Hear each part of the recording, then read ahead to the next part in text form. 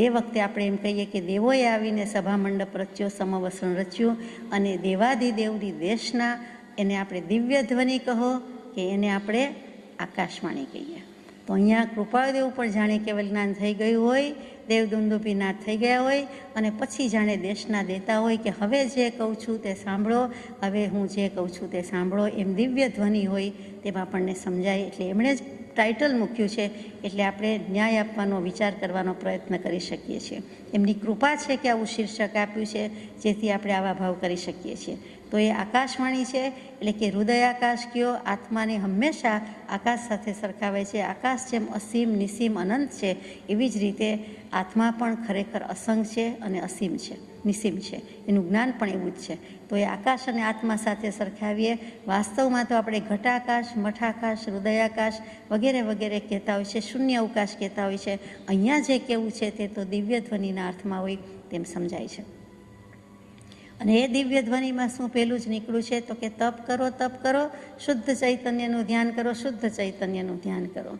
હવે તપ શું અને ધ્યાન શું? તો કે તપ એટલે અહીંયા કંઈ તપશ્ચરણ કહીએ છીએ, તપસ્યા કહીએ છીએ, કે અઠવાડિયાના ઉપવાસ કરીએ, 8 કરીએ એટલે કે 28 કરીએ, 9ની નવાઈ કરીએ, માસ ક્ષમણ કરીએ, 6 મહિનાના ઉપવાસ કરીએ, અનશન લઈ લઈએ, 1 વર્ષના ઉપવાસ કરીએ. એ વખતના સંઠાણ સંજ્ઞાન જુદા હતા, કરી શકે તેમ હતા. તો તે તપ કેવું હોય તેમ લાગતું નથી. પરંતુ અહીંયા તપ કરો એટલે તમે તમારા સ્વરૂપમાં પ્રતપન કરો, સ્વરૂપમાં તપેલા રહ્યો, એટલે સ્વરૂપમાં પ્રતપન કરવું તે તપ, અને એ પ્રવચન સારનો સારાંશ છે.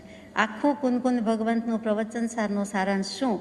તો કે વચનામૃતજીમાં પણ એ જ આવે, તેમાં પણ એ જ આવે કે સ્વરૂપમાં તપવું, સ્વરૂપમાં પ્રતપન કરવું તે તપ. એ વ્યાખ્યાન સારમાં કૃપાળદેવે શ્રી કલમે લખ્યું છે, એની વાત કરીએ છીએ કે આત્માને તપાવો એટલે શું? તો કે દાનશીલ તપ ભાવ એ પણ ધર્મ છે, અને એ રીતે તપ એટલે અહીંયા સ્વરૂપમાં તપવું તે. તો આકાશવાણી એટલે આપણે દિવ્ય ધ્વનિનો અર્થ કર્યો કે કૃપાળદેવ જાણે કે દિવ્ય ધ્વનિ મૂકે છે, ખરે છે, વાણીમાંથી બધું નીકળે છે. બીજું શું? તો કે આ તપ કરતાં કરતાં શુદ્ધ ચૈતન્યનું ધ્યાન કરો, શુદ્ધ ચૈતન્યનું ધ્યાન કરો.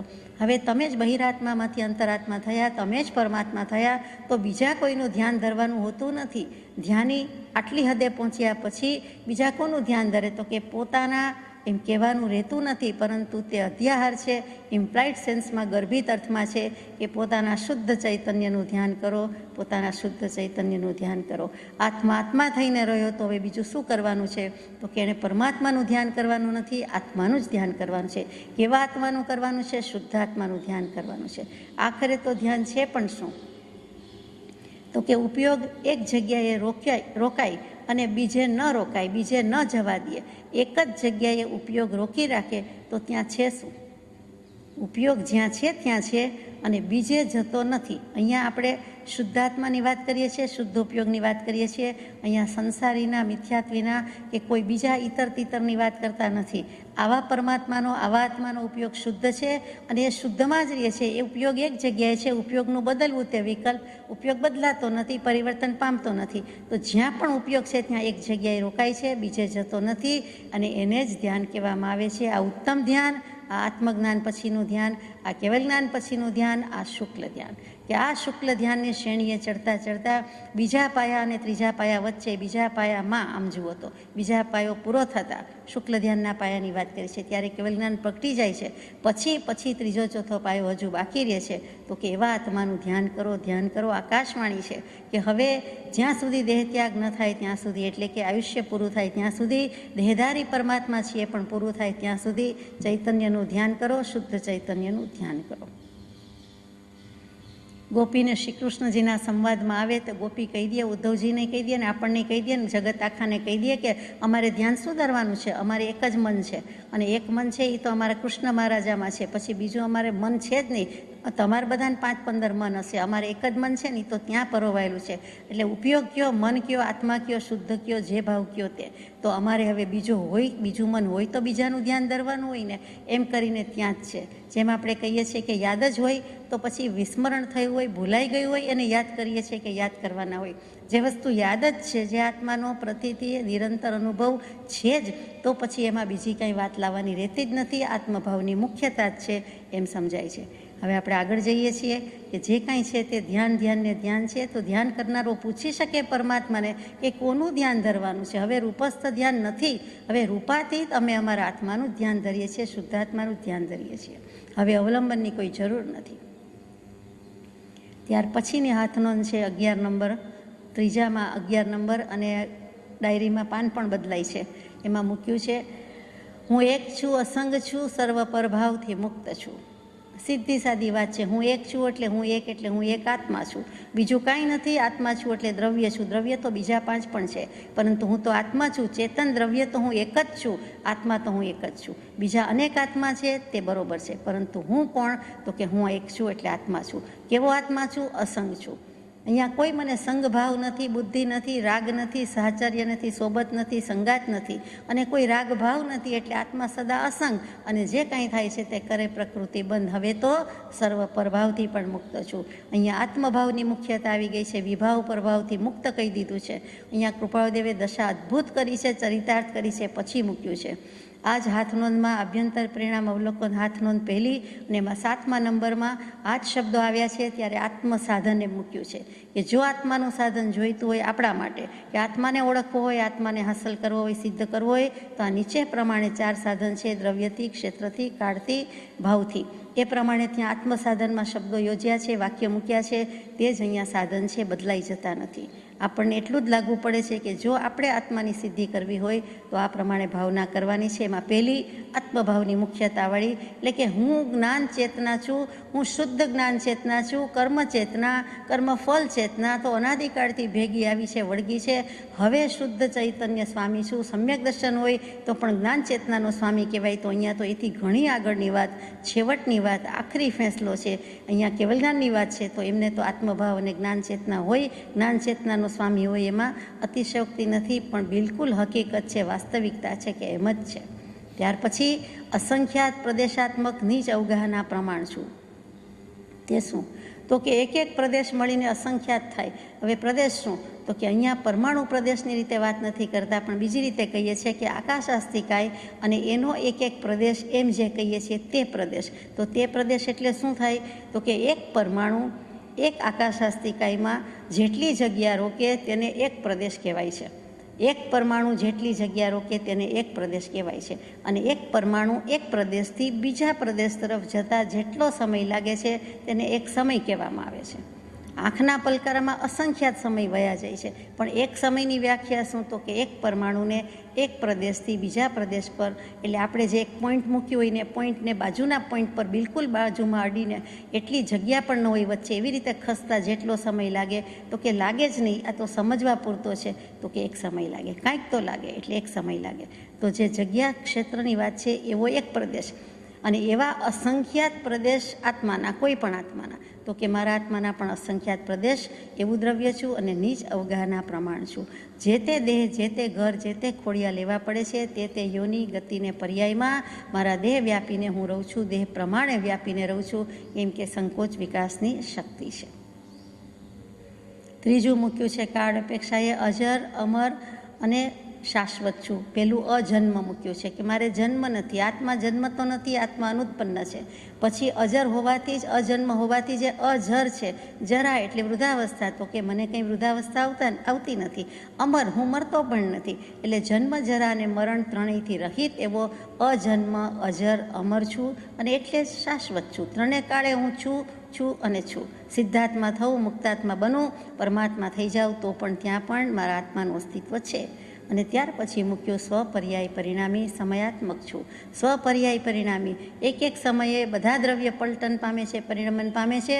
હું સિદ્ધ થઈ જાઉં તો પણ દ્રવ્ય છે, આત્મા છે, પરિણમન પામવાનું છે. પણ ક્યાં પામવાનું છે? તો કે સ્વદ્રવ્યમાં જ પામે છે. પોતાનું દ્રવ્ય પોતામાં જ પરિણમન પામે છે, બીજાનું દ્રવ્ય બીજામાં પરિણામ કરે છે. સિદ્ધ હોય કે સંસારી હોય, આ હકીકત છે. પણ માનવું પડે કે સ્વપર્યાય પરિણામી સમયાત્મક છું. એક એક સમયે પરિણમું છું. એક સાથે કાંઈ 5, 50, 95 વર્ષ થતા નથી.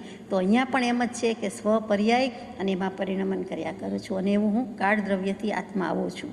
પછી ભાવ બાકી રહ્યો કે શુદ્ધ ચૈતન્ય સ્વરૂપ માત્ર નિર્વિકલ્પ દ્રષ્ટા છું. ભાસ્યું નિજ સ્વરૂપ તે શુદ્ધ ચેતના રૂપ, અજર અમર અવિનાશીને દેહાતીત સ્વરૂપ. હવે નિજ સ્વરૂપ ચૈતન્ય સ્વરૂપ અસંગ સ્વરૂપ તો ક્યારનું ભાસી ગયું છે, તો પછી એમાં જ સ્થિતિ કરી છે. આમ પણ આત્મા બીજું કંઈ કરી શકતો નથી, માત્ર આત્મા જુએ છે અને જાણે છે. વેદે છે એમ કહેવું પણ જ્ઞાની પુરુષ માટે ઠીક નથી. તો અહીંયા કોઈ પણ જાતના વિકલ્પ વિનાનું, કોઈ પણ જાતના ભેદ વિનાનો, જ્ઞાતા જ્ઞેયના ભેદ વિનાનો, નિરપેક્ષ એટલે કે એબ્સોલ્યુટ અને જોનારો જ છું અને જાણનારો જ છું, અને બહુ તો આત્મદર્શન કરનારો છું. એટલે કે કેવલ જ્ઞાન હોય એમ કેવલ દર્શન હોય તો આત્માને જોનારો છું, આત્માને જાણનારો છું. અને કેવલ જ્ઞાન ન હોય, કેવલ દર્શન ન હોય તો પણ આત્મા નિર્વિકલ્પ દ્રષ્ટા જ છે, બીજું કાંઈ કરતો નથી. એટલે કે કોઈ પણ જાતના વિકલ્પ ભેદમાં પડતો નથી, એનામાં છે પણ નહીં, એ અભેદ છે અને જ્ઞાતા જ્ઞેયના ભેદ વિનાનો છે. એ જ્યારે દશા થાય છે, બહુ ધ્યાન ધરે છે, કેવલ જ્ઞાન થઈ જાય છે, પછી તો તદ્દન આ પ્રમાણે છે એમ સ્પષ્ટ લાગે છે. એની નીચે એક ચક્કર મૂક્યું છે, 3 વર્તુળ દોર્યા છે, 3 સર્કલ છે. પહેલાં નાનું છે, એમાં મૂક્યું છે સ્વરૂપથી શુદ્ધ ચૈતન્ય. એટલે કે સ્વરૂપથી તો હું શુદ્ધ ચૈતન્ય જ છું, અનાદિથી ભલે આત્માને કર્મની વળગણા હોય તેમ છતાં હું સ્વરૂપથી એટલે દ્રવ્ય ક્ષેત્ર કાળ ભાવથી શુદ્ધ ચૈતન્ય હમણાં જે બોલી ગયા એ 4 વાક્ય પ્રમાણે જ છું.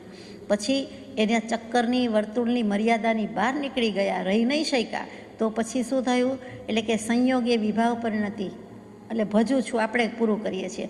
ચૈતન્ય લક્ષણ જીવ છે, એટલે આત્માને દર્શન જ્ઞાન ઉપયોગ છે, બંને ગુણ પણ છે, પરંતુ સંયોગ સંબંધ છે ત્યાં સુધી વિભાવ પરિણતિ કર્યા કરું છું. અને એની પણ મર્યાદાની બહાર નીકળી જાય તો કે તો પછી પ્રતીતિએ શુદ્ધ ચૈતન્ય સર્વ પ્રભાવથી રહિત છું.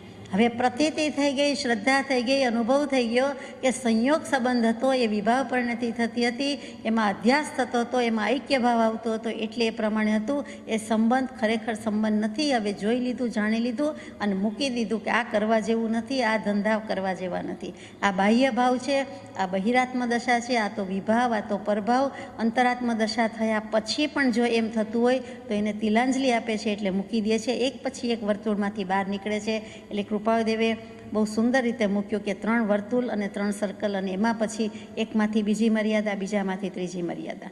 એટલે એમ કરતાં કરતાં જાય છે. પણ મૂળમાં તો હું શુદ્ધ સ્વરૂપી છું. સેન્ટર પોઈન્ટ શું છે? સેન્ટર શું છે? તો કે આ જ છે, બરાબર સેન્ટરમાં સ્વરૂપથી શુદ્ધ ચૈતન્ય. તો કે જેવું સિદ્ધનું સ્વરૂપ એવું જ મારું શુદ્ધ સ્વરૂપ. પણ મામલો ફેંસલો ક્યાં લેવાનો છે? તો કે મામલો બીજ ગયો છે, કારણ કે સંયોગ સંબંધમાં છું, વિભાવ પરિણતિમાં છું. તો એ હટી જાય છે, ખબર પડે છે કે એમ કર્યા કરું તો કોઈ દિવસ કર્મક્ષય નહીં થાય. તો આ તો સંયોગ સંબંધ છે, વિભાવ પરિણતિ છે. મૂકો માથાકૂટ, આપો તિલાંજલિ. એટલે પછી શ્રદ્ધા પ્રતીતિ અનુભવ કર્યો કે આ શુદ્ધ ચૈતન્ય તો આને કહેવાય, અને બધા વિભાવથી પરભાવથી રહિત થઈ ગયો. એટલે પછી એમાંને એમાંથી બહાર નીકળી ગયો, સંસારના સર્કલમાંથી, વર્તુળમાંથી બહાર નીકળી જાય છે, સિદ્ધના વર્તુળમાં જઈને બેસે છે. ટૂંકમાં આ જે 4 ટંકોત્કીર્ણ વચન છે તે કે આત્માના સાધન છે, પણ આત્માના સાધનમાં કોઈ બંધ દશા નથી કે જેથી આપણે મુક્તિની કલ્પના કરવાની હોય. આત્મા તો આવો જ છે, વચ્ચે મૂક્યું સ્વરૂપથી શુદ્ધ ચૈતન્ય, એટલે આપણે ઘટાવી શકીએ. એ કોઈ રાગાદિક ભાવ પણ નથી કે જેથી તેને મટાડવાના હોય. આત્મા સદા અસંગ, અને કોઈ જ્ઞાનાવરણી આદિ કર્મ પણ નથી કે જેથી મારે છૂટવાનું હોય. અને છેલ્લું કે શરીર આદિ કોઈ કર્મ નો કર્મ પણ નથી કે જેની સંગતિ સંયોગ દૂર કરવાનો હોય.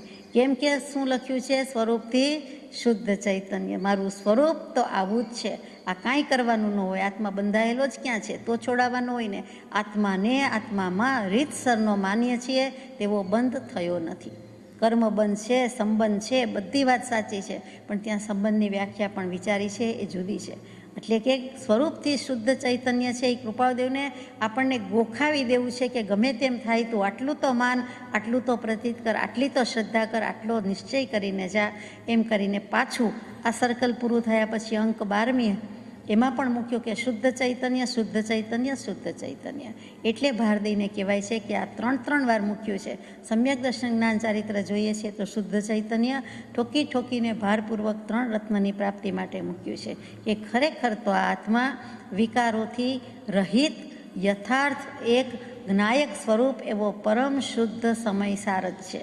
શાસ્ત્ર સમયસાર છે એમ નહીં, આત્મા પોતે જ સમય કહેતા આત્મા પણ થાય. સમય કહેતા કાલ દ્રવ્યનો અંશ કહીએ સમય તે ખરું.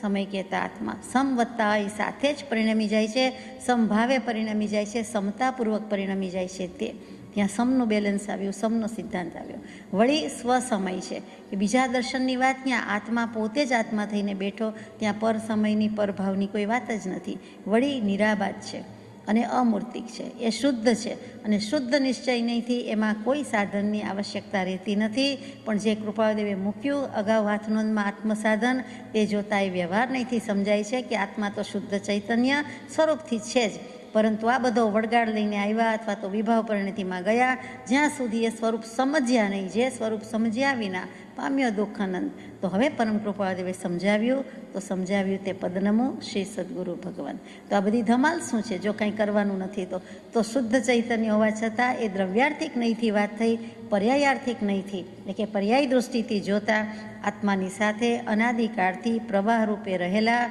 તેજસ કાર્મણ શરીર અને એને લીધે સંસાર સંસરણ છે. જેમ વરઘોડો શોભાયાત્રા આપણે કહીએ કે સંસરતો વરઘોડો આમ નીકળતો હોય, એટલે ઉદ્ઘાટન તો નહીં કહેવાય, પસાર થતો હોય, નીકળતો હોય. જેમ કે એક જગ્યાએથી બહાર નીકળીને બીજી જગ્યાએ પ્રવેશ કરતો હોય, એટલે કે એક જગ્યાએથી દરવાજામાંથી બહાર નીકળતો હોય. એક્ઝિટ, પ્રવેશ, એન્ટ્રી નથી કહેતી હું. અને તે વખતે જેમ કહીએ કે વરઘોડો સંસરી રહ્યો છે, એવી રીતે આ સંસાર વિભાવ ભાવને કારણે છે. અપ્સરા પાણીમાં સરી પડે તે પાણીની જેમ સરી પડે તે, એવી રીતે આ વિભાવ સંસાર એ જ છે. સંસાર એટલે ઘર માંડવું, પરણવું અને વગેરે વગેરે છે તે નથી, એ તો સ્થૂળ અર્થ છે. સંસાર એટલે અનાદિકાળથી આ વિભાવ પરિણતિનો સંસાર છે. ક્ષણ ક્ષણ ભયંકર ભાવ મરણે કાં અહો રાચી રહો, એ જ ભાવ મરણવાળું છે. તો અનાદિના પ્રવાહ રૂપે તેજસ શરીર કાર્મણ શરીર એ છેક સિદ્ધશિલા પર જાય ત્યારે મુક્તિ મળે છે, ત્યાં સુધી મુક્તિ મળતી નથી. અયોગી ગુણ સ્થાનકથી મુક્તિ મળે છે અને જાય છે પછી મુક્તિ કહેવાય, ત્યાં સુધી એનો કેળો છેડો છોડતું નથી. આત્માને હંમેશની સાથે સમયે સાથે જ હોય છે. તો એ સંસાર સંસરણ છે. એટલે એ તેજસ કાર્મણ શરીરવાળા નોકર્મવાળા કાંઈ જોઈતા નથી. આ પર્યાય દૃષ્ટિથી આ દેહાદિક પદાર્થ શરીર નોકર્મ કાંઈ જોઈતું નથી. માટે આપણે કહી શકીએ કે અહીંયાથી વિદાય લેવાની છે, આ જોઈતું નથી. એટલે આ પર્યાય દૃષ્ટિથી બધું હોવાથી કૃપાળુદેવે લખ્યું હશે. બાકી શુદ્ધ ચૈતન્ય જ છે. ત્યાર પછી તરત જ લખે છે કે એનો ઉપાય તો છે સદભાવની પ્રતીતિ ડેશ સમ્યક દર્શન. સદભાવ શું? તો કે સતભાવ, સતનો ભાવ, હોવાપણાનો ભાવ, અસ્તિત્વ.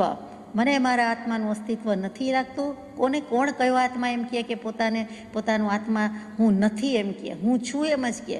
હું તો છું, જીવું છું, બોલું છું, ચાલું છું, આવું છું. હજી તો છીએ જગતમાં, દુનિયામાં, ઘરમાં. એવી રીતે તો કે હું છું એ ભાવ તો છે જ, તો અસ્તિત્વ તો છે જ. તો એ સદભાવ એની પ્રતીતિ એટલે એનું ભાન, એનો ભાવ ભાષણ એ નથી. જો એ હોય તો તેને સમ્યક દર્શન કહ્યું જાય છે. તો સદભાવની પ્રતીતિ, અસ્તિત્વનો ભાસ થવો એ સમ્યક દર્શન થવા બરોબર છે. સમ્યક દર્શન જ કહેવાય છે.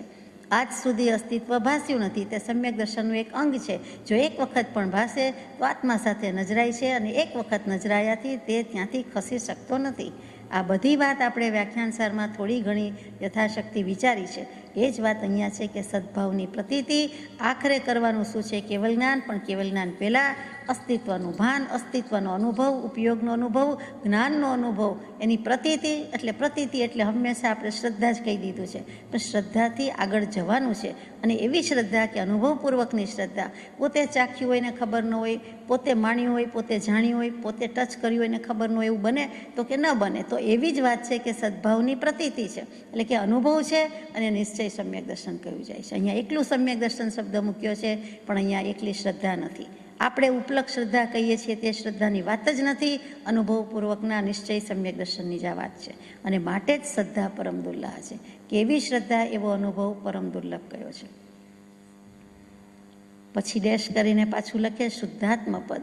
તો એ તારું પદ જ સંભાળવાનું છે. તારો હોદ્દો, તારો અધિકાર, તારી પદવી જગતમાં ગમે તેટલી હોય, પણ આત્માને આત્મા જેવી પદવી બીજી એકેય નથી. આત્મા આત્મા થઈને રહે, એકેય વિશેષણ લાગુ ન પડે. શુદ્ધ પણ કહેવાની જરૂર ન રહી. જેવો આત્મા શુદ્ધ છે, નિરંજન નિરાકાર એનું સ્વરૂપ છે, શુદ્ધ ચૈતન્ય સ્વરૂપ છે, એવો જ છે. અને યથાજાત સ્વરૂપ કહીએ છીએ તો એવો સ્વરૂપે આત્મા જ્યારે થઈ જાય ત્યારે કોઈ વિશેષણની જરૂર રહેતી નથી. જેમ કૃપાળુદેવે અગાઉ હાથનોંધમાં 10 બોલ મૂક્યા હતા. એકાંત આત્મવૃત્તિથી શરૂ કર્યું, ત્યાંથી આત્મા જ સહજ, નિર્વિકલ્પ બધા શબ્દો મૂક્યા, પણ છેલ્લે તો એક આત્મા જ આવીને ઉભો રહ્યું, બીજું કાંઈ કહેવું નથી. અહીંયા પણ એમ જ છે, સદભાવની પ્રતીતિ, સમ્યક દર્શન. તો હવે તે તારું પદ સંભાળી લીધું, તારી ખુરશી સંભાળી લીધી, તારું સ્થાન સંભાળી લીધું, તો હવે બીજું શું કરવાનું છે? અને એ સ્થાન શુદ્ધાત્મ પદ છે. મૂળ શુદ્ધ તે આત્મપદ સયોગી જીન સ્વરૂપ ઈચ્છે છે જે જોગીજન અનંત સુખ સ્વરૂપ. અને એમાં પહેલી જ ગાથા મૂકી દીધી તરત જ એના પછીની ગાથામાં, તો કે સયોગી જીન સ્વરૂપ. મૂળ શુદ્ધ આત્મપદ કોણ ઓળખાવશે? તો કે જે દેહધારી પરમાત્મા હશે, સયોગી જીન હશે, સદગુરુ હશે, સત્પુરુષ હશે, એ ઓળખાવશે. માટે એનું મહાત્મ્ય છે. સિદ્ધ પદ સિદ્ધાત્મત કે કેવા આવતા નથી, માટે આ શુદ્ધાત્મ પદ અને તારું પણ એ જ શુદ્ધ પદ છે, તો એને તું સંભાળ. ત્યાર પછી ડેશ એ જ હાથનોંધમાં આગળ છે જ્ઞાનની સીમા કઈ. કેવલ જ્ઞાનથી સમ્યક દર્શન પર આવ્યા એટલે એક પગથિયું નીચે ઉતરાય એવું લાગે, પણ એમ કૃપાળુદેવ આપણને ઉતરવા દે એવું નથી. એટલે કહે છે કે જ્ઞાનની સીમા કઈ, કયા જ્ઞાનની વાત ચાલે છે? એકેય જ્ઞાનની સીમા હોય જ નહીં. જ્ઞાન લિમિટલેસ છે, જ્ઞાન ઇન્ફિનિટ છે, જ્ઞાન અમાપ, જ્ઞાન અનંતું. જ્ઞાનની સીમા, જ્ઞાનની લિમિટ હોય? જ્ઞાનને હદ હોય? જ્ઞાનવાળામાં પૂરાય? જ્ઞાનને કાંઈ હોય જ નહીં. જ્ઞાન અનાદિકાળનું અને એવી રીતે અનંતકાળનું, એટલે કે અનંત વિષયનું, અનંત દ્રવ્યનું, અનંત પર્યાયનું, અને એનો કોઈ દિવસ અંત આવતો નથી. એ રીતે પણ અનંત છે. બીજી બધી રીતે લાવો, સંખ્યામાં, ક્વોલિટીમાં, ક્વોન્ટિટીમાં, જે રીતે મૂકો તે રીતે એ પારગામી છે. એની ટ્રાન્સેન્ડન્સ જ જુદી છે. અને જ્ઞાન પાણીથી પણ પાતળું, શું એમ કહીએ તો શું કહેવાય કે જ્ઞાન. કબીર સાહેબે પૂછ્યું છે એક વખત કે પાણી સે પતલા કોણ, તો કે પાણીથી પાતળું અથવા જ્ઞાનથી પાતળું કાંઈ છે, તો કે કાંઈ નથી. એટલું બધું છેવટ પાણીથી પાતળું જ્ઞાન ને જ્ઞાનથી પતલું કોઈ નથી. તો કે અહીંયા તો વાત છે જ્ઞાનની સીમા કઈ. અહીંયા કેવલ જ્ઞાનની જ વાત છે, અને કેવલ જ્ઞાનની સીમા હોઈ શકે જ નહીં. એટલે કે અનંત જ્ઞાનની જ વાત છે, કેવલ જ્ઞાનની વાત છે. એટલે એને હદ નથી, મર્યાદા નથી, સીમા નથી, એ અનંત છે. બીજો પ્રશ્ન પૂછ્યો છે નિરાવરણ જ્ઞાનની સ્થિતિ શું? એટલે ચોક્કસ કેવલ જ્ઞાનની વાત છે. નિરાવરણ જ્ઞાન કેવલ જ્ઞાનને જ કહીએ છીએ. કોઈ પણ પ્રકારનું કર્મનું, વસ્ત્રનું, જાણે કે કોઈ વસ્તુનું આવરણ હવે રહ્યું નથી, તે નિરાવરણ જ્ઞાન છે. એટલે કેવલ જ્ઞાન, એની સ્થિતિ શું? તો કે એની સ્થિતિમાં જવાબ આપવો પડે સાદી અનંત.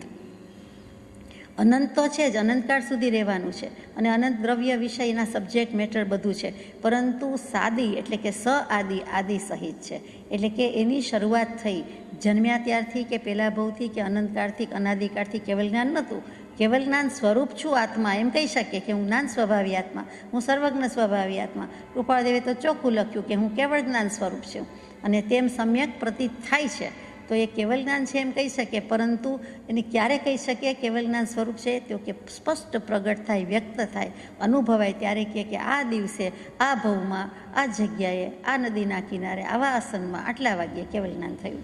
તો તે વખતે કહી શકાય કે એની આદિ છે. એટલે કેવલ જ્ઞાનની આદિ છે, શરૂઆત છે, પરંતુ એની સ્થિતિમાં બંને આવે, આદિ અને અંત. અંતમાં તો અંત છે જ નહીં, અનંત છે. એટલે સાદી અનંત છે. ત્યાર પછીનો પ્રશ્ન છે અદ્વૈત એકાંતે ઘટે છે. હવે પાછું અદ્વૈત આવ્યું એટલે આપણને વેદાંત દર્શન યાદ આવે, કાંઈ ખોટું નથી. એ એક જ થોડો આ શબ્દ વાપરે. દ્વિ એટલે બે, તો દુનિયા આખી વાપરી શકે શબ્દ. દ્વૈત એટલે બેનો ભાવ, જળ ને ચેતન. તો કે એમાં અદ્વૈત એકાંતે ઘટે એટલે શું? તો કે જળચેતન હોય, અનંત પદાર્થ હોય, બધું બરાબર, પણ વિવેક કરે છે તો એક આત્મા જ કરે છે. તો આત્માને ત્યાં એકાંત જ શોભે. અમે તો જળની સાથે રહીશું, કાંઈ વાંધો નથી, અનાદિકાળથી રહીએ છીએ, તો એમ ચાલે બાલે નહીં. અદ્વૈત એકાંતે જ ઘટે છે આ હિસાબે, કે દેહને આત્મા, જળ ચેતન સંયોગ સાથે છે, પણ એનો એન્ડ લાવવાનો છે. બંને જુદા માનવાના છે, અને પછી એનો અંત લાવવાનો છે, કે લાવવા માટે છે. આત્માને સમ્યક દર્શન થાય છે ત્યારે ક્યારે થાય છે? તો કે આત્માનું અસ્તિત્વ સ્પષ્ટ રીતે લાગે કે ભાસે, ત્યારે સંકિત કે સમ્યક દર્શન કહેવાય છે. ત્યારે એને કોઈનો સંગ પોસાતો નથી. એ એમ ન કહી શકે કે દેહ સાથે હું મોક્ષે જઈશ, દેહ સાથે મારે આ દેહ જ સ્વર્ગ નરક જ્યાં જવાનું હોય ત્યાં જવું છે. કોઈ જઈ શક્યું નથી, એકલો આત્મા જ જાય. એવી રીતે અહીંયા શુદ્ધાત્મા જ જાય છે, એની સાથે કાંઈ બીજું જતું નથી. એટલે અદ્વૈત એકાંતે ઘટે છે. તો આ અપેક્ષાએ મને એવું સમજાય છે કે એકાંતે ઘટે છે, કે ઐક્ય. અદ્વૈત એટલે બેપણાનો ભાવની, જોડપણાનો ભાવની, એક જ એક્યતા. અહીંયા આત્માની જ વાત હોય, જળની વાત હોય નહીં. એટલે ઐક્ય ભાવ. તો કે જળને ચેતન ઐક્ય કોઈ દિવસ થયા જ નથી. આપણે ઐક્ય માન્યું છે, એક થયા છે, અધ્યાસ લાગ્યો છે. હકીકતે બંને દ્રવ્ય જુદા જ છે, ભલે એક ક્ષેત્રાવગાહી હોય. તો અહીંયા અદ્વૈત એટલે બેનો ભાવ નહીં, ત્રણે કાળ દ્વય ભાવ. તો અહીંયા જળ ચેતનનો ભાવ જગતમાં અસ્તિત્વમાં ભલે હોય, પણ આપણે તો અદ્વૈતમાં જ માનીએ છીએ. એટલે કે એક આત્મા, એક એકાંતે આત્મા, અને એમાં જ જે કાંઈ કરવું છે તે કરવું છે. આત્માનું ભાન, આત્માનું કલ્યાણ, જે કયો તે. એટલે અદ્વૈત એકાંતે ઘટે છે, તો એ રીતે અદ્વૈત એકાંતે ઘટે છે. કેવલ જ્ઞાનમાં પણ પહેલું વિશેષણ મૂક્યું છે, કેવલ જ્ઞાન એક છે. પહેલું એક જ મૂક્યું, પછી શુદ્ધને, અભેદને, નિર્વિકલ્પને, નિરાવરણને ઘણા ઘણા મૂક્યા. તો આત્મા પણ એક જ છે. આત્મા જ્ઞાન સ્વભાવી, સર્વજ્ઞ સ્વભાવી. તો આત્માને અહીંયા અદ્વૈત ભાવ પોસાતો નથી. એટલે કે આત્માનું અસ્તિત્વ એકપણે જ ભાસે છે. એને કોઈનો સંગ નથી, સંગાદી રહિત છે. એટલે કે સહચાર સોબતય નથી અને સાથે સાથે રાગાદિક ભાવ નથી. તે વખતે એને રાગ દ્વેષ નથી. એનો નિર્દોષ ઉપયોગ જે કહીએ છીએ, એની નિર્દોષ દશા કહીએ છીએ, નિરપરાધી દશા કહીએ છીએ. એ શું છે? તો કે શુદ્ધ દશા છે, શુદ્ધ ભાવ છે, સિદ્ધ જેવો એનો ભાવ છે. તો એ વખતે એ એકલો જ છે, બીજો છે જ નહીં. ગમે તે હોય ને પોતે એક જ છે, બીજું કોઈ તત્વ નથી. દેહ સાથે હોવા છતાં દેહ ભાવનો બિલકુલ ત્યાગ કરે છે, અથવા તો દેહમાં બિલકુલ દૃષ્ટિ જ નથી, દેહ ભાવમાં દૃષ્ટિ નથી. ત્યારે તો એને સમ્યક દર્શન થાય છે, આત્મભાવ સ્પર્શે છે. તો એને કેવી રીતે એકાંત જ ઘટે ને? દ્વૈત અદ્વૈત ભાવ જ હોય ને. દ્વૈત કેવી રીતે હોય? જળ ચેતન ભલે જ સાથે હોય, પણ એ તો અદ્વૈત જ ઘટે એવું લાગે અહીંયા. ત્યાર પછી ધ્યાન અને અધ્યયન, એ જ હાથનોંધમાં પણ પાનું બદલાઈ જાય છે. અને ધ્યાનની નીચે ઉ કરીને બાંધી દીધું છે, અધ્યયનની નીચે અપ કરીને બાંધી દીધું છે. એટલે કે એટલું જ લખ્યું છે. તો ઉ કહેતા ઉત્સર્ગ અને અપ કહેતા અપવાદ. હવે ઉત્સર્ગ ધ્યાનની ઉપર છે, એટલે કે ધ્યાનની નીચે ઉત્સર્ગ છે. એટલે ઉત્સર્ગ કહેતા ધ્યાનને ઉત્સર્ગ કહ્યું છે, અધ્યયનને અપવાદ કહ્યું છે. શું કામ ઉત્સર્ગ અપવાદ આવ્યું? તો કે જીનાગમમાં, મોક્ષ માર્ગમાં આ બે મુખ્ય વાત છે, બે મુખ્ય માર્ગ છે. કુંદકુંદ ભગવંતે પણ પ્રવચન સારમાં 231મી ગાથા અને 226થી 38માં, એટલે ટૂંકમાં એ અરસામાં, એ ગાથામાં એમણે આ વાત મૂકી છે, ઉત્સર્ગ માર્ગની ને અપવાદ માર્ગની. અહીંયા કૃપાળદેવે પણ નોંધ લીધી છે. તો ઉત્સર્ગ અપવાદ માર્ગ કોને કહેવાય? તો કે ઉત્સર્ગ માર્ગ એટલે ઉત્કૃષ્ટ માર્ગ, ઉત્કૃષ્ટ, સૌથી સારો, ઈચ્છવા યોગ્ય, નંબર 1, અવ્વલ નંબરનો. અને અપવાદ માર્ગ એટલે શું? તો કે એનાથી ઉતરતો, એટલે કે એને સહાયક માર્ગ છે. ઉત્સર્ગ માર્ગ ઉત્કૃષ્ટ માર્ગમાં જવા માટે રક્ષા કરે છે, સહાય કરે છે, પરંતુ એનાથી ઉતરતો છે. અથવા બીજી રીતે કહું કે દરેક વસ્તુનો નિયમ હોય ત્યારે આપણે એમ કહીએ કે every rule has N exception. એટલે કે દરેક નિયમને એક અપવાદ પણ હોય. અહીંયા પણ એમ જ છે કે અહીંયા ઉત્કૃષ્ટ માર્ગ મૂક્યો છે, પણ એમાં પણ અપવાદ હોય. કેટલીક છૂટ લેવાઈ જતી હોય, લેવી પડતી હોય, કારણ કે સીધે સીધું 100 પગથિયા કે 100% ચઢાણ ન થઈ શકે. એટલા માટે લક્ષ્ય, ધ્યેય, ઉત્કૃષ્ટ વાત તો મોક્ષની જ છે, ધ્યાનની જ છે. પણ જ્યાં સુધી આત્મધ્યાન ન થતું હોય ત્યાં સુધી તમે સ્વાધ્યાયમાં લીન રહો, તમે અધ્યયનમાં લીન રહો. એ જે વાત અગાઉ આવી ગઈ છે તે જ વાત અહીંયા છે કે માનો કે કેવલ સમવસ્થાનરૂપ સ્થિતિ કેવલ જ્ઞાનની નથી થઈ, તો ત્યાં સુધી હે મુનિઓ તમે ધ્યાન અને સ્વાધ્યાયમાં લીન રહો. એટલે થઈ શકે તો ધ્યાન જ કરવા જેવું છે. જે આપણે આજે શરૂઆત કરી છે વાંચનની, તે શરૂઆત જ ધ્યાનથી કરી કે આકાશવાણી શું થઈ? તપનું કરો, તપ કરો, તપ કરો અને ધ્યાન કરો, ધ્યાન કરો. તો એ ઉત્કૃષ્ટ ધ્યાન. તો અહીંયા ઉત્કૃષ્ટ ઉ કહેતા ઉત્સર્ગ માર્ગ, અને ઉત્સર્ગ માર્ગ એટલે ઉત્કૃષ્ટ માર્ગ, અને અપ કહેતા અપવાદ માર્ગ. ઉત્કૃષ્ટ માર્ગમાં 3 ગુપ્તી વગેરે આવી જાય, મન ગુપ્તી, વચન ગુપ્તી, કાય ગુપ્તી. પણ એ તો જ્યારે થાય ત્યારે થાય. 3 યોગ રૂંધે ત્યારે રૂંધે. ત્યાં સુધી શું કરવાનું? તો કે ત્યાં સુધી 5 સમિતિ તો છે જ, ઇરિયા, ભાષા વગેરે. તો કે 5 સમિતિમાં રહેવું. ત્યાંથી ચડતા ચડતા પહેલેથી છેલ્લે સુધી જવા માટે આગળ જતાં જતાં ઉત્સર્ગ માર્ગે પહોંચી જશો. પણ લક્ષ્ય કયો છે? 100%નો, પૂર્ણતાનો. મોક્ષનો લક્ષ્ય છે, બીજો કોઈ લક્ષ્ય નથી. એટલે જેટલી વાર લાગે તેટલી ખરી, વચ્ચે જેટલા ચઢાણ આવે તે, પણ આ પ્રમાણે જવાનું છે. એટલે ઉત્સર્ગમાં ઉત્કૃષ્ટ માર્ગ, એમાં 3 અને આ બાજુ 5 સમિતિ.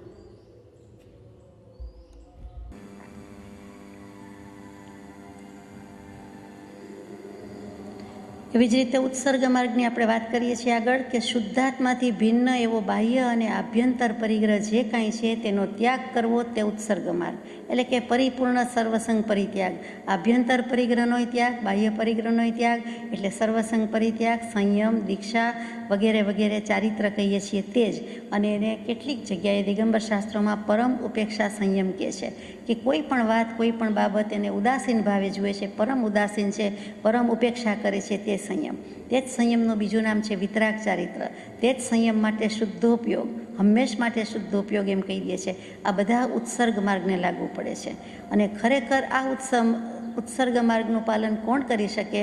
ખરેખરો અનુયાયી કોણ હોય? તો કે એક જ હોય. એટલે કે વધારે સંખ્યામાં હોઈ શકે તો કે એક જ પ્રકારના જે બધા કેવલી છે, જે માત્ર આત્માનું જ કેવન અને સેવન કર્યા કરે છે, તે કેવલી પ્રભુ તે ઉત્સર્ગ માર્ગમાં આવે છે. બાકીના બધા એથી સેજ પણ ઓછી દશા હોય તો બધા અપવાદ માર્ગમાં જાય છે.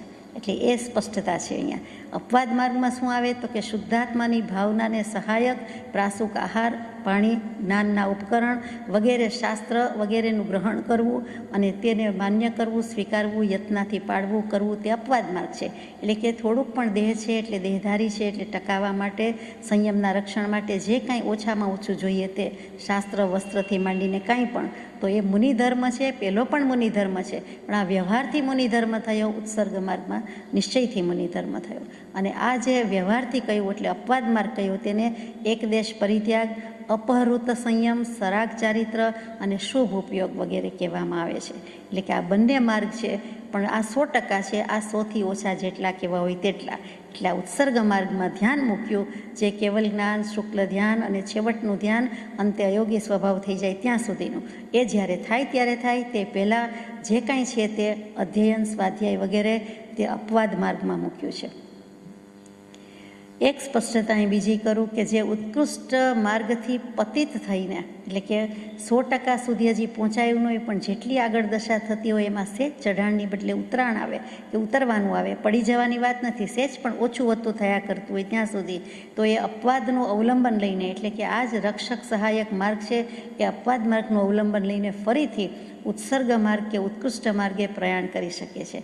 એમાં ભૂલી જાય છે, ગૂંચાઈ જાય છે એવું નથી. એટલે કે શુભથી શુદ્ધ થતું નથી, પણ ઓછાથી વધારે થાય છે એમ કેવું છે કે જેટલું પણ કચાશ છે, કમી છે, ન્યૂનતા છે, ઓછપ છે, એ બધી જ ઉત્સર્ગ માર્ગમાં પહોંચવા માટે અપવાદ માર્ગના જ અવલંબન વડે આગળ જઈ શકે છે. જેમ આપણે 1થી 100 ગણતા હોઈએ તો કહીએ કે 20 થયું, 25 થયું, પછી અવલંબન લેતા જઈએ, 1નું લઈએ ને 10નું લઈએ ને 15નું લઈએ ને લેતા લેતા લેતા છેક છેલ્લે 100 સુધી પહોંચી જઈએ, તે પહોંચી શકાય છે, એ છૂટ આપી છે જ્ઞાની પુરુષોએ. અને કુનકુન સ્વામીએ જે લખ્યું પ્રવચનસારમાં, ત્યાં શું લખ્યું છે 231મી ગાથામાં કે તત ન સંધિ થઈ ગઈ, તન્ન શ્રેયાન અપવાદ નિરપેક્ષ ઉત્સર્ગ, તત ન શ્રેયાન ઉત્સર્ગ નિરપેક્ષ અપવાદ. એટલે કે ઉત્સર્ગમાંય અપવાદ હોઈ શકે અને નિરપેક્ષમાં અપવાદ હોઈ શકે, પણ પછી બંને એકાંતે લેવાની બદલે કે થાય તો આખો લાડવો જ લેવો, નહીં તો જરાય કણી પણ ચાખવી નહીં એવું નહીં, પરંતુ કણી કણી કરતાં, નાનું મોટું બટકું કરતાં પણ આખો લાડવો લઈ લેવો કે ખાઈ લેવો કે વાપરી લેવો, એવી રીતે અહીંયા વાત છે કે આ જે ઉત્સર્ગ માર્ગ અને અપવાદ માર્ગ છે એનો સુભગ સમન્વય કરવાનો છે અને સાધી લેવાનું છે. દેશકાળને અનુરૂપ ફેરફાર કરવા પડે તો કરવા, જે મૂળ માર્ગમાં કૃપાળદેવે મૂક્યું, દ્રવ્ય દેશ કાળાદિ ભેદ મૂળ માર્ગ સાંભળો જીનો રે, જ્ઞાનાદિની જે શુદ્ધતા રે તે તો ત્રણેય કાળે અભેદ. એવી જ રીતે અહીંયા પ્રવચનસારમાં પણ મૂક્યું છે કે આ દેશકાળને અનુરૂપ તો કરવું પડે અને બંને માર્ગનો સમન્વય કરવો જોઈએ. એને એક ચેતવણી પણ આપી કે શિથિલાચાર પણ પોષવાનો નથી કે ચાલો હવે જેટલું થાય તેટલું કરીએ છીએ, એમ ન ચાલે. આપણે મોટે ભાગે એવું કરતા હોઈએ છીએ, એટલે તો કે એમાંય શિથિલાચાર ન ચાલે. થાય તેટલું કરીએ છીએ એટલે શું થાય તેટલું નહીં, બધું જ કરવાનું છે. બધી જ શક્તિ આ માર્ગમાં આના માટે કામે લગાડવાની છે. એટલે કે પોતાની શક્તિ ગોપવ્યા વિના, છુપી રાખ્યા વિના, ખજાનામાં ભંડારી મૂકવાની બદલે એને બહાર લાવવાની છે, પ્રગટ કરવાની છે અને મેક્સિમમ પ્રયત્ન કરીને પહોંચી જવાનું છે.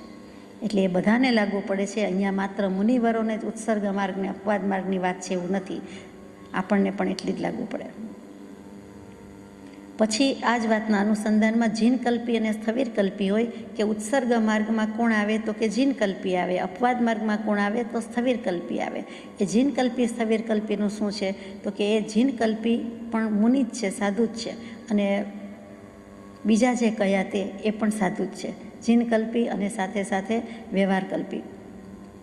ફરક શું છે સ્થવિરકલ્પી કે તો જીનકલ્પી એ ઉગ્રચર્યાવાળા છે, ઉત્કૃષ્ટ ચર્યાવાળા છે. એટલે કે શિષ્યની સાથે રહેતા હોય છે, એમાં શિષ્યનો સંગ પણ છોડી દે છે. જેમ પરિવારમાં આચાર્ય બધા શિષ્યોને છોડી દે છે તેમ, તો કે શિષ્યના સંગને છોડીને નિર્ભયપણે એકલ વિહારી, મહાતપસ્વી, 22 પરિશ્રમમાંથી જેટલા હોય એના એકદમ સહન કરનારા, અત્યંત વૈરાગી અને ઉત્કૃષ્ટ આચારચર્યાવાળા જે કોઈ છે તેને જીનકલ્પી મુનિ કહેવાય છે.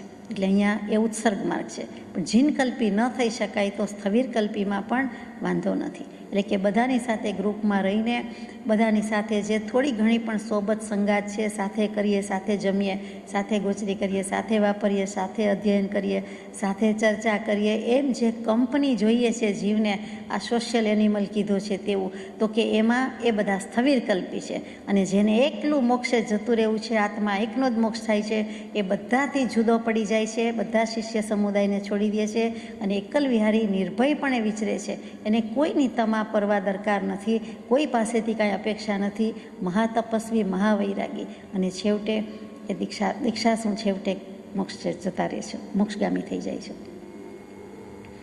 તો આ અપવાદ માર્ગની વાત છે, ઉત્સર્ગ માર્ગની વાત છે. આગળ જઈએ. હાથનોંધમાં અંક 13. ઓમ. ઠાણાંક સૂત્રમાં નીચે દર્શાવેલું સૂત્ર શું ઉપકાર થવા નાખ્યું છે તે વિચારો. એગે સમણે ભગવન મહાવીરે ઇમિસેણમ ઉત્સપિણીએ 24 તીર્થયરાણમ ચરિમે તીર્થયરે સિદ્ધે બુદ્ધે મુત્તે પરિનિવુડ્ડે સર્વ દુઃખ પહીણે. એટલે શું?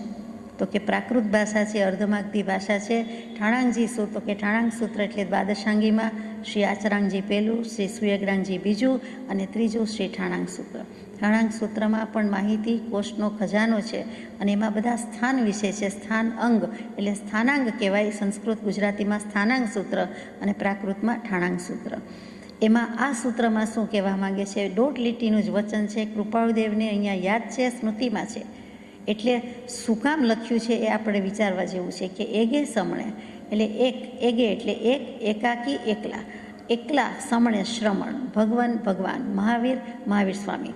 એકલા શ્રમણ ભગવાન મહાવીર ઇમિસેણમ, આ ઋષિઓ સાથે નહીં, ઇમિસેણમ આ કાળમાં, આ અવસરપીણી કાળમાં, 24 તીર્થયરાણમ 24 તીર્થંકરમાં ચરીભે એટલે ચરમ છેલ્લા તીર્થંકર, તીર્થયરે તીર્થંકર, સિદ્ધે સિદ્ધ થયા, બુદ્ધે બુદ્ધ થયા, મુત્તે મુક્ત થયા, પરિનિવુડે પરિનિવૃત્ત થયા એટલે કે બધા વિકારોથી અને વિષયોથી નિવૃત્ત થઈ ગયા, પરિપૂર્ણ નિવૃત્ત થઈ ગયા. અને સર્વ દુઃખ પહીણે સર્વ પ્રકારના દુઃખને પ્રક્ષીણ કર્યા છે. તેથી પ્રક્ષીણ ચારિત્ર મોહ વિલોક્ય. અહીંયા તો સિદ્ધ ભગવંતની વાત છે. મહાવીર સ્વામી કેવલ જ્ઞાન અને મોક્ષે જાય છે તે વાત છે. તો કે મહાવીર સ્વામી મોક્ષે ગયા તો એકલા મોક્ષે ગયા, એગે સમણે, એકાકી, એક જ. બીજા બધા 23 તીર્થંકર દેવમાં તો કેટલા બધા મુનિવરો સાથે જાય, પોતે એકલા ન જાય, સાથે સાથે 500, 700, કરોડ, લાખ એવા બધા મુનિવરો જાય. એનો અર્થ એમ પણ થયો કે દીક્ષા પણ એટલા મુનિવરોએ લીધી છે. મહાવીર સ્વામીમાં દીક્ષા લેતી વખતે પોતે એકલાએ લીધી છે, સાથે સમૂહમાં કોઈ નથી લીધી. એક સાથે 4, 5, 10, 20 કે હજારો, સેંકડો એવી દીક્ષા થઈ નહોતી. મહાવીર સ્વામીએ દીક્ષા પણ એકલી લીધી. 844માં પત્રમાં કરાળ કાળ, અવસરપીણી કાળ એકલા દીક્ષિત થયા અને એકલા મોક્ષે ગયા. અને વચ્ચે દેશના આપી તો પ્રથમ દેશના નિષ્ફળ ગઈ. કોઈ જ શિષ્ય નહીં, કોઈ જ ગણધર નહીં, કોઈ જ યોગ્ય પાત્ર નહીં, કોઈ અધિકારી હાજર નહીં. અને દેશના નિષ્ફળ તો આ મહાવીર સ્વામીનું એક અચ્છેરું છે. જેમ કૃપાળુદેવની વાત અપવાદરૂપ ઘટના છે, અચ્છેરારૂપ ઘટના છે, એવું આ મહાવીર સ્વામીને યાદ કર્યા છે. પાછું અપવાદ માર્ગ લખ્યા પછી જ કૃપાળુદેવે આ વાક્ય મૂક્યું છે, એ પણ સમજવા જેવું છે. તો મહાવીર પ્રભુ એકલા ગયા છે, એગે કહી દીધું, એકાકી ગયા, એકલા ગયા. સિદ્ધ બુદ્ધ મુક્ત બધું જ એકલા થયા છે. એમાં કેટલું બધું એમણે કહી દીધું છે કે દીક્ષામાં એકલા, પછી મોક્ષમાં એકલા. અને કૃપાળુદેવનું પણ કેટલું સામ્ય છે કે વિપરીત કાળમાં એકાકી હોવાથી ઉદાસ. કૃપાળુદેવ મોક્ષે ગયા તો પણ એકલા ગયા. કોઈ સાથે ગયા છે, બધા સાથે ગયા તો કે ના, કોઈને સાથે લઈ ગયા કે બધાએ સાથે દેહત્યાગ થયો, અથવા જ્યારે દેહત્યાગ થયો ત્યારે મોક્ષ જ ગયા નથી એવું. તો પછી એમાં આપણે સમજી શકીએ, વિચારી શકીએ છીએ કે અહીંયા કૃપાળુદેવે આ વાક્ય પાછું આપણને પૂછ્યું છે કે આ નીચે દર્શાવેલું સૂત્ર શું ઉપકાર થવા નાખ્યું છે તે વિચારો. નાખ્યું છે એટલે કે આ જેમણે પણ લખ્યું છે આ ઠાણાંક સૂત્ર, ગણધરે ગૂંથ્યા છે ને આચાર્ય ભગવંતે લખ્યા છે. તો એણે અહીંયા કેમ આ સૂત્ર લખ્યું કે મહાવીર સ્વામી એકલા ગયા છે? એટલે આમાં કંઈક રહસ્ય છે કે ભલે કાળ ખરાબ છે, 24 તીર્થંકરમાં માત્ર આ જ એક અપવાદ, 23 સુધી કાંઈ વાંધો નહીં ને. 23માં દીક્ષિતમાં પણ સંખ્યામાં જ ગયા, મોક્ષમાં પણ સંખ્યાબંધ ગયા. અને મહાવીર સ્વામી તો કે કાળના ખપ્પરમાં આ બધું દેખાય છે કે હીણું ઓછું થતું જાય છે. એટલે કે બધું રસકસ ઘટતા જાય છે, હાઇટ, બોડી વેઇટ સ્ટ્રક્ચર ઘટતા જાય છે, લોકોની શક્તિ ઘટતી જાય છે, ભાવ ઘટતા જાય છે. તેમ પણ તીર્થંકર દેવને શું નડે? એ તો ગમે એમ તો એ તીર્થંકર, બધા જેવું જ કેવલ જ્ઞાન, અને બધા જેટલા જ કર્મો ઘણા હતા પણ ખપાવીને એક સરખી દશાને પામ્યા છે. તો કૃપાળદેવમાં પણ એવું છે કે એ પણ વિપરીત કાળમાં એકાકી જ છે, ઉદાસ છે, પરમ ઉદાસ છે અને મોક્ષગામી થઈ જાય. સમજવા જેવી વાત છે બધી. અને અહીંયા એક ભાર છે એક શબ્દ ઉપર, તે ઇમી શેણમ છે. ઇમી શેણમનો અર્થ ભાગ્યે જ શોધ્યો જડે. તો કે ઇમી એટલે આ એમ તો સમજાય, પણ આ એટલે શું? તો કે આ કરીને આ ઈશ્વરો, આ ભગવાનો, બહુવચનો, આ મુનિઓ, આ બધાની સાથે ગયા છે. એટલે કે 23 તીર્થંકરો બહુવચન, અને સાથે સાથે ઇમી શેણમ એટલે કેટલા બધા એની સાથે ઈશ્વરો થયા, કેટલા બધા ભગવાનો થયા, કેટલા બધા મોક્ષે ગયા. તો કે મુનિ પણ કેટલા બધા હતા, એટલે ત્યાં સંખ્યા બહુવચન સૂચવે છે, એટલે ઇમી શેણમ એમ સમજાય છે. આગળ જઈએ, અંક 14. કેવી રીતે જાય છે? આભ્યંતર ભાન અવધૂત વિદેહીવત ચિનકલ્પીવત સર્વ પરભાવ અને વિભાવથી વ્યાવૃત્ત નિજ સ્વભાવના ભાન સહિત અવધૂતવત વિદેહીવત જિનકલ્પીવત વિચરતા પુરુષ ભગવાનના આત્માનું સ્વરૂપનું અમે ધ્યાન કરીએ છીએ. ભગવાનના સ્વરૂપનું ધ્યાન કરે છે પુરુષ આત્મા. કેવા આત્માની? તો કે આ ત્રણ તો વિશેષણ લગાડ્યા, એક એકથી ચડિયાતા તોડી નાખેવા છે ત્રણેય. અવધૂત કીધું, ઇતર દર્શનમાં અવધૂત શબ્દ લખાતો હોય, વિતરાગવાણીમાં ખાસ આવતો નથી, તો બીજા દર્શનથી વાત લીધી. આભ્યંતર ભાન અવધૂત એટલે અવધૂત થયા છે જેણે ધર્મ, અર્થ, કામ અને મોક્ષ એ ચારે પુરુષાર્થનો ઉલાળ્યો કર્યો છે, ફગાવી દીધા છે. હવે મોક્ષે જોઈતો નથી, બીજું શું આપી શકવાના છે મોક્ષથી વિશેષ? એમ કરીને ધર્મ, અર્થ, કામ, મોક્ષ, ધર્મ સંબંધ ને મોક્ષ સંબંધ તો ક્યાંય સુધી બધા ઈચ્છે, ગમે અને યોજે અને ભક્તિ કરે, પૂજા કરે વગેરે વગેરે. કૃપાળદેવ કહે છે અમને તો એ પણ ગમતો નથી, કે જરૂર નથી, મોક્ષ સિવાય આમ પણ બીજું શું આપી શકે એમ છે. તો અહીંયા ચારે પુરુષાર્થને વર્જ્ય ગણ્યા છે, અવધૂતની વાત કરીએ છીએ. પ્રભુ શ્રીજી માટે પણ કહેવાતું ઓલિયા પુરુષ છે, અવધૂત પુરુષ છે. આખા ભારતભરમાં ફરો પણ દિગંબર મુનિ, દિગંબર બ્રહ્મચારી, દિગંબર કેટલાક મુનિનો પણ અનુભવ, પરિચય અથવા તો એમનું સર્ટિફિકેટ કે જે કહો તે અભિપ્રાય છે કે આ પ્રભુ શ્રીજી જેવા ઠરેલા મુનિ અમે ક્યાંય જોયા નથી. આવો ઠરેલ આત્મા હિન્દુસ્તાનમાં આટલું રહ્યા ફર્યા, એમાં જ લાઈફ ડેડિકેટ કરી હોય, બાળ બ્રહ્મચારી હોય, બધે અધ્યયન પર્યટન કરતા હોય, અને એવા પુરુષ અમે જોયા નથી. એટલે આપણને એમ થાય કે આ બધા કેવા અવધૂત પુરુષ હશે? તો કે અવધૂત શરીર પ્રત્યે દુર્લક્ષ હોય અને અઘોરી બાવા હોય એને અવધૂત કયા જતા નથી. એ ખાસ ધ્યાનમાં રાખવાનું છે. અખાડાના બાવા અને બીજા કેટલાય સાધુ બાવાને ગિરનારમાં જાવ તો અનેક મળે. તો એવા બધા કેટલાક નાથ બાવાનો સંપ્રદાય છે. આ બધા બાવાને આપણે કહીએ છીએ અવધૂત. તો કે લોકો કહેતા હશે, આપણે વિચાર કરીએ છીએ. અવધૂતની વ્યાખ્યા વિચારવી પડે કે અવધૂત મસ્ત હોય, અવધૂત ઉત્તમ હોય, અવધૂત પરમ વિરક્ત હોય, અવધૂત હળધૂત પણ થતા હોય, એટલે જ એને અવધૂત કહેવામાં આવે છે. એ સમાજ એને સ્વીકારી શકતો નથી, ઓળખી શકતો નથી, એવા અસ્વીકૃત હોય છે. અને શૈવ અને વૈષ્ણવ ધર્મમાં વૈરાગી પંથના સાધુને અવધૂત કહેવામાં આવે છે. તે કોઈ પણ હોઈ શકે છે, પરંતુ તે આપણે કહેતા નથી. એમાં પણ છટણી કરવી જોઈએ, વિવેક રાખવો જોઈએ, ભાન રાખવું જોઈએ. વિવેક કઈ રીતે રાખીએ? તો કે અવધૂતની વ્યાખ્યા મૂકે છે કે અવધૂત ગીતા લખી છે, જે અષ્ટાવક્ર ગીતા છે, ભગવદ્ ગીતા છે, બીજી અનેક ગીતા છે, તેવી રીતે અવધૂત ગીતા છે. એમાં અ ઉપરથી અર્થ કર્યો, વ પરથી કર્યો, ધુ પરથી કર્યો અને ત પરથી કર્યો. તે આપણે સમજવો રહ્યો કે અ પરથી શું? તો કે જેને આશારૂપી બંધનથી છૂટી ગયેલો છે. આ અવધૂત પુરુષની વાત ચાલે છે, મુનિની વાત ચાલે છે. તો કે એને આશારૂપી બંધન કોઈ છે જ નહીં, એટલે કોઈ જાતની આશા, અપેક્ષા, ઈચ્છા છે જ નહીં. પછી આરંભે, મધ્ય કે અંતે એકદમ નિર્મળ હોય, નિત્ય આનંદમાં જ વર્તતો આત્મા છે. હંમેશા એ નિત્ય મનમોજી અથવા તો નિત્યાનંદી કે નિજાનંદી. શું કામ? તો કે આદિ, આરંભ કે અંત એ બધામાં, મધ્યમાં પણ એ નિર્મળ છે, એની પર્યાય નિર્મળ જ છે, એટલે એવા આનંદમાં વર્તતો હોય. તે અ ઉપરથી અર્થ કર્યો. વ અક્ષરનો અર્થ શું છે? તો કે વાસના બધા પ્રકારની છોડી દીધી છે, શાસ્ત્રની, લોકની, પુત્રની, સંતાનની વગેરે. પછી વચન નિર્દોષ બોલે છે, પાપ રહિત બોલે છે, પાપ દોષ થતા નથી એવું બોલે છે, નિરવધ્ય વચન બોલે છે. અને ત્યાર પછી વર્તમાનમાં જ વર્તતો તે આત્મા છે, એટલે જ્ઞાની છે. ભૂત ભવિષ્યમાં જતો નથી, એટલે વનો અર્થ કર્યો. પછી ધૂનો અર્થ કર્યો છે. ધૂ ઉપરથી આપણને ધૂળ જ યાદ આવે, અને એમ જ છે કે આને કર્મરજ હવે લાગતા નથી. કર્મરજથી કરીને મલિન છું આપણે બોલવું પડે છે, અવધૂતને બોલવું પડતું નથી. જેના અવયવો ધૂળથી ખરડાયેલા હોય, દેહ ભાવ જ ન હોય, દેહ ભાન ન હોય, એટલે જ્યાં ત્યાં જેમ તેમ પગ અથડાતા હોય કે ધૂળ ચડી ગઈ હોય કે સાફ કરવાનો કોઈ લક્ષ પણ ન હોય, જોવે પણ નહીં. તેવા અવયવ ખરેખર એમાં શાસ્ત્રમાં લખ્યું છે, ધૂળથી ખરડાયેલા હોય. મન સંકલ્પ વિકલ્પ વિનાનું હોય, એમાં ધૂળ જરાય ન હોય મનમાં, અને ધ્યાન ધારણાથી યુક્ત થયો હોય અને મુક્ત થયો હોય તેવો આત્મા તે અવધૂત છે. અને છેલ્લું તો લખ્યું છે કે તત્વનું ચિંતન ધર્યું હોય, ઊંડી વિચારણા કરી હોય, સાંસારિક ચિંતા અને ચેષ્ટાથી રહિત હોય અને અજ્ઞાન અહંકારથી મુક્ત થયો હોય તે આત્માને અવધૂત કયો જાય છે, બીજાને અવધૂત કયો જતો નથી. આ અવધૂતની વ્યાખ્યા મૂકી છે, બહુ જ સુંદર વ્યાખ્યા છે. બધા જ લક્ષણ, બધા જ ગુણ, બધી જ વસ્તુ આમાં આવી જાય છે. તો આભ્યંતરભાન અવધૂત એટલે કૃપાળદેવે કીધું કે આવા અખાડા બાવાવાળી બાહ્ય દશા ચેષ્ટા હોય, જેમ તેમ ખાઈને પડી રહેતા હોય અથવા વાપરે પણ નહીં અને આડાવડા વ્યસન સેવતા હોય, તે બધાની વાત નથી કરતા. આભ્યંતરભાન અવધૂત જેને આત્માની અંતરંગ પરિણતિ, આત્માના સહજ સ્વરૂપનું ભાન થઈ ચૂક્યું છે, એટલે એવા અવધૂત છે કે એમાં જ રહે છે, આત્માના શુદ્ધ ઉપયોગમાં, આત્માના આનંદ ગુણમાં એમાં જ રહે છે. આભ્યંતરભાન એટલે ઘણું કહી દીધું કે સહજ સ્વભાવનું ભાન છે. પોતે કોણ છે તો કે આત્મા છે અને આત્મા થઈને રહે છે, એટલે એવા અવધૂત છે. બીજા વિદેહીવત, દેહ છતાં વિદેહી દશા, દેહ હોય અને બધો જ વહીવટ કારોબાર કરતા હોય, તેમ છતાં જનક વિદેહીની જેમ એવા ઓછામાં ઓછા 21 જનક વિદેહીના આપણને નામ મળે છે. તો એવા અનેક જનક વિદેહી થઈ ગયા. આખી પેઢી જ મિથિલાની વૈદેહી નગરીની બધા જનક વિદેહી થતા હતા. તો એ વિદેહીવત, દેહ છતાં દેહાતીત દશા, કૃપાળદેવની જેમ દેહ છતાં દેહભાવથી પર, દેહની કોઈ પડી ન હોય, દેહની કોઈ તમા નહીં, દેહની કોઈ પરવા નહીં, અને દેહાધ્યાસ જેવું તો નામનું નહીં. અને એવું જેને હોય તેને યત્ર યત્ર મનોયાતિ તત્ર તત્ર સમાધય. દેહાભિમાને ગલિતે વિજ્ઞાતે પરમાત્મની.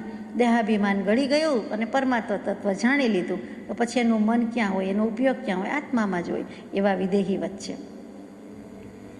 અને ત્યાર પછી જીનકલ્પીવત, જેની આપણે હમણાં વાત કરી તે કે ઉગ્ર વિહારી, ઉગ્ર તપસ્વી જે કયો તે એકાકીપણે, નિર્ભયપણે, કોઈ પણ વ્યક્તિના સહકારની, કોઈ પણ વ્યક્તિની કાંઈ અપેક્ષા વિના જે એકલ વિહારી છે, મહાતપસ્વી છે, મહાવૈરાગી છે. અત્યંત વૈરાગી લખવામાં આવે છે, છેવટનો વૈરાગ્ય છે, ફરી જન્મ ધારણ કરવાનું ન હોય એવો વૈરાગ્ય, અને ઉત્કૃષ્ટ મુનિચર્યા છે. અને એવા જે છે એટલે અવધૂત લઈ લીધા, વિદેહી લઈ લીધા, ઇતર દર્શનના લઈ લીધા, જીનકલ્પી, જીન દર્શનના લઈ લીધા. કૃપાળદેવે કોઈને મૂક્યા નથી. આ ત્રણેયની દશા સર્વ વિભાવ અને પ્રભાવથી વ્યાવૃત્ત, એટલે કે અળગા કરી દીધા છે, નોખા અનોખા થઈ ગયા છે. વિભાવ તું મારો નહીં, પ્રભાવ પરિણતિ મારી નહીં, છે તેની તેને સોંપો, એ મારું નથી, એમ કરીને સ્વભાવના ભાન સહિત જ વર્તે છે. એવા અવધૂવત, વિદેહીવત, જીનકલ્પીવત વિચરતા જે કોઈ પુરુષ ભગવાન છે તેના સ્વરૂપનું ધ્યાન કરીએ છીએ. એવો વિચરતો પુરુષ ભગવાન કૃપાળદેવ સમક્ષ કોઈ નથી. કૃપાળદેવ પોતે જ છે, પોતે પોતાનું જ ધ્યાન ધરે છે, કારણ કે પોતાને જ આવી દશા થઈ ગઈ છે, એટલે એવા સ્વરૂપનું ધ્યાન ધરીએ છીએ. અહીંયા સિદ્ધાત્માનું ધ્યાન નથી કીધું, અહીંયા મહાવીર સ્વામીનું નથી કીધું, ચંદ્રપ્રભ સ્વામીનું નથી કીધું. કોનું કીધું છે? તો કે અમે જ એવા થયા છીએ, એમ આપણે સમજી શકીએ છીએ કે એવા વિચરતા પુરુષ. તો વિચરી રહ્યા છે કોણ? તે વખતે કોણ વિચરી રહ્યા છે? વિહરમાન કોણ છે? તો કે પોતે. તો કે એવા વિચરતા પુરુષ ભગવાનના, આત્મ ભગવાનના સ્વરૂપનું અમે ધ્યાન કરીએ છીએ. તે સ્વરૂપની પ્રાપ્તિ છે. પછી આ લખાયું હોય, આ હાથનો બધી પછીની હોય તેમ દેખાય છે. ધન્ય કૃપાળદેવની દશા. ત્યાર પછી અંક 15, પ્રવૃત્તિના કાર્યો પ્રત્યે વિરતિ. પ્રવૃત્તિના કાર્યો પ્રત્યે વિરતિ, ત્યાંથી વિરમી જવાનું છે, વૈરાગ્ય છે, અટકી જવાનું છે. કઈ પ્રવૃત્તિ? વ્યવહારની ને સંસારની ને પરિવારની. તો કે એના પ્રત્યે તો વિરતિ છે. કેટલાક વ્રત પણ લેવાઈ ગયા છે. પછી સંગ અને સ્નેહ પાસનું ત્રોડવું, અતિશય વસમું છતાં પણ કરવું, કેમ કે બીજો કોઈ ઉપાય નથી. આ પરિવારની સાથે જે સંગભાવ છે, અથવા તો વ્યવસાયમાં ભાગીદારીમાં ભાગીદારો સાથે છે, તે બીજા બધા સાથે જે કોઈ હોય તે, તો સ્નેહ પાસનું ત્રોડવું. પાસ એટલે દોરડું, મજબૂત દોરડું, ફાંસલો અથવા તો ફંદો અથવા તો ઝાડ, જે શબ્દ વાપરો તે. એક ઘણું જ અઘરું કે ઘણું જ રાંધવું જેને કહેવાય, કે ખૂબ જ રફ ટફ હોય એવું રાંધવું હોય, અને એક સામાન્ય દોરડું હોય, અને એક સામાન્ય દોરી હોય, અને એમાં વળી રેશમની દોરી હોય. એ બધામાં કેટલો ફરક છે તો બધાય બંધનકારી. એવી જ રીતે અહીંયા કહે છે કે આ સ્નેહ પાસ, આ સ્નેહનો જે કાંઈ ઝાડ કે બંધન છે એ જેવું તેવું નથી. જ્ઞાની પુરુષોએ 8 પ્રકારે મૂકેલું છે. મુખ્ય 8 પ્રકાર છે. એક દયારૂપી બંધન આવે, કે દયા આવી જાય કે ફેમિલી મારું જ કહેવાય ને મારે કરવું જ જોઈએ. શંકા, કે હું નહીં કરું તો કોણ કરશે, અથવા તો બીજો કોઈ કરે એમ છે, કોણ ધ્યાન રાખશે. પછી બીજી નાની નાની બાબતમાં ભાગીદારી સાથે પણ હોય, ભાગીદારમાં પણ શંકા આવે. પછી ભય વશાત આવે કે આમાં તો ઘણો બધો ભય છે. અહીંયા આ ભય છે, અહીંયા આ ભય છે, આપણે વધારે જતા નથી. પછી લજ્જા, કેટલીક શરમ પહોંચે છે, આંખની શરમ પહોંચે છે, બીજી બધી શરમ પહોંચે છે. સગા વાલા સ્નેહી સ્વજન પ્રતિબંધ જે છે તે. પછી નિંદા, કોઈ નિંદા કરશે તે એનું બંધન લાગે. પછી કુળનો, કે આપણા ફેમિલીમાં આવું થાય અથવા આપણા ગામમાં આપણે ઊંચા મોટા અને આપણે એવું કરાય એટલે કુળનો મહિમા આવી જાય. પછી શીલનો આવી જાય કે ચારિત્ર માટે પણ આટલું વિચારવું જ જોઈએ. અને ત્યાર પછી ધન છેલ્લું મૂક્યું છે, છેવટનું મૂક્યું કે પૈસા માટે થાય. તો કે 8 પ્રકારના બંધન છે. આ સંગ, આ સ્નેહ, આ પાશ, 8 પ્રકારના લખ્યું છે. અતિશય વસમું છતાં પણ કરવું, કેમ કે બીજો કોઈ ઉપાય નથી. પોતે કહી દીધું છે કે ગમે તેટલું વસમું હોય, સમૂહ નથી, અઘરું છે, મુશ્કેલ છે, સામું થાય છે એટલે વસમું કહેવાય. સૌરાષ્ટ્રમાં વધારે બોલાય વસમું શબ્દ. વિષમ પરથી આવ્યું હશે તે વસમું છે કે સમપરિણતિ ન રહેવા દે તેવું છે. તેમ છતાં બીજો કોઈ ઉપાય નથી, એ જ કરવાનું છે, એ જ એનું સાધન છે. ઉપાય એટલે એ જ સાધન છે, કરીએ જ છૂટકો છે. પછી આશંકા, આશંકા એટલે શંકા નથી. સમજવા માટે, વિચાર કરવા માટે કોઈને પૂછતા હોય, આપણને પૂછ્યું છે અથવા તો આપણા માટે પ્રશ્ન મૂક્યો છે કે આશંકા, સમજી વિચારીને જે કંઈ છે તે, કે જે સ્નેહ રાખે છે તેના પ્રત્યે આવી ક્રૂર દૃષ્ટિથી વર્તવું તે કૃતજ્ઞતા અથવા નિર્દયતા નથી. પોતે જ પ્રશ્ન મૂક્યો છે કે જે આ પરિવાર વગેરે છે, જે સ્નેહ રાખે છે, આપણા પ્રત્યે સ્નેહ રાખે છે, પ્રેમ રાખે છે, રાગ રાખે છે અને આપણને સાચવે છે, બધી રીતે સાચવે છે, તો તેના પ્રત્યે, ઘરના પ્રત્યેની વાત છે, આટલી ક્રૂર દૃષ્ટિથી વર્તાય અને એ કૃતજ્ઞતા નથી. એના ઉપકાર ઉપર આપણે અપકાર કરીએ છીએ, એટલે કે કરેલા ઉપકારને ભૂલી જઈએ છીએ અથવા તો આપણે નિર્દય થઈએ છીએ, એવું નથી. જો બધું છોડી દઉં તો નિર્દયતા કહેવાય. કૃપાદેવે 566માં પત્રમાં આનો ઉહાપો કર્યો છે, જવાબ પણ મૂક્યો છે એમ સમજાય છે. 566માં એ જ છે કે સમસ્ત સંસાર 2 પ્રવાહથી વહે છે, કાં તો રાગથી કાં તો દ્વેષથી, કાં તો પ્રેમથી કાં તો દ્વેષથી. સંસાર વિના રાગ નથી ને રાગ વિના સંસાર નથી. તો પ્રેમથી વર્તવું અને દ્વેષથી વર્તવું, જો આ બધાને ન્યાય આપવા જઈએ તો પરમાર્થમાં મુશ્કેલી પડે છે અને પરમાર્થ હાંસલ કરવા જઈએ છીએ તો આ બધાને અન્યાય કરી બેસીએ છીએ. ત્યાં લખ્યું છે કે પ્રેમ વિના અને સંસારમાં દ્વેષ પણ રાખ્યા વિના આ બધા પ્રત્યે રહેવું તે ભયંકર વ્રત છે. એટલે કે ઉદાસીનપણે રહેવું, પ્રેમ રહિત રહેવું, અપ્રેમપણે રહેવું તે ભયંકર વ્રત છે. આ વ્રતને સૌથી વધારે ભયંકર કર્યું છે કે ત્યાં રહીને, પાણીમાં રહીને મગર સાથે વેર, એવી રીતે જ્યાં રહેવાનું છે, મોહને રહેવાનો જ પર્વત છે, ક્લેશને રહેવાના કારણ છે, એવા ઘરમાં, ઘરના વચ્ચે રહીને આ શી રીતે થાય, કેવી રીતે થાય, એમ ઘણું બધું મનોમંથન કર્યું છે. તો આપણે અહીંયા સમાધાનમાં જગ્યા ખાલી મૂકી છે, પણ એમના જ શબ્દો 566માં છે, એનાથી આપણે મૂકીએ કે જો તેવા પ્રમાદે, એટલે કે બધાનું સાચવવા રહીએ તો, બધા પ્રત્યે પ્રેમ રાખીએ, એટલે કે ઘરના પ્રત્યેને પ્રેમ રાખીએ, ઘરના પ્રત્યે રાગ રાખીએ, ઘરનાને ન્યાય કરીએ તો, તેવા પ્રમાદે, એટલે એ જો કરીએ તો એને પ્રમાદ કહી દીધો. તેવા પ્રમાદે લેશ માત્ર સમયકાળ પણ નિર્ભય કે અજાગ્રત રહેવું તે આ જીવનું અતિશય નિર્બળપણું છે, અવિવેકતા છે, ભ્રાંતિ છે અને ટાળતા અત્યંત કઠણ પડે તેવો મોહ છે. જો આવું ન કરીએ, એટલે કે પરમાર્થ પ્રાપ્તિ ન કરીએ, આત્મા માટે ન નીકળીએ, એનો જે પ્રાયોરિટી ન આપીએ તો કેવું કહેવાય? તો કે પહેલા નંબર તો વિશેષણ આપી દીધું કે પ્રમાદ છે.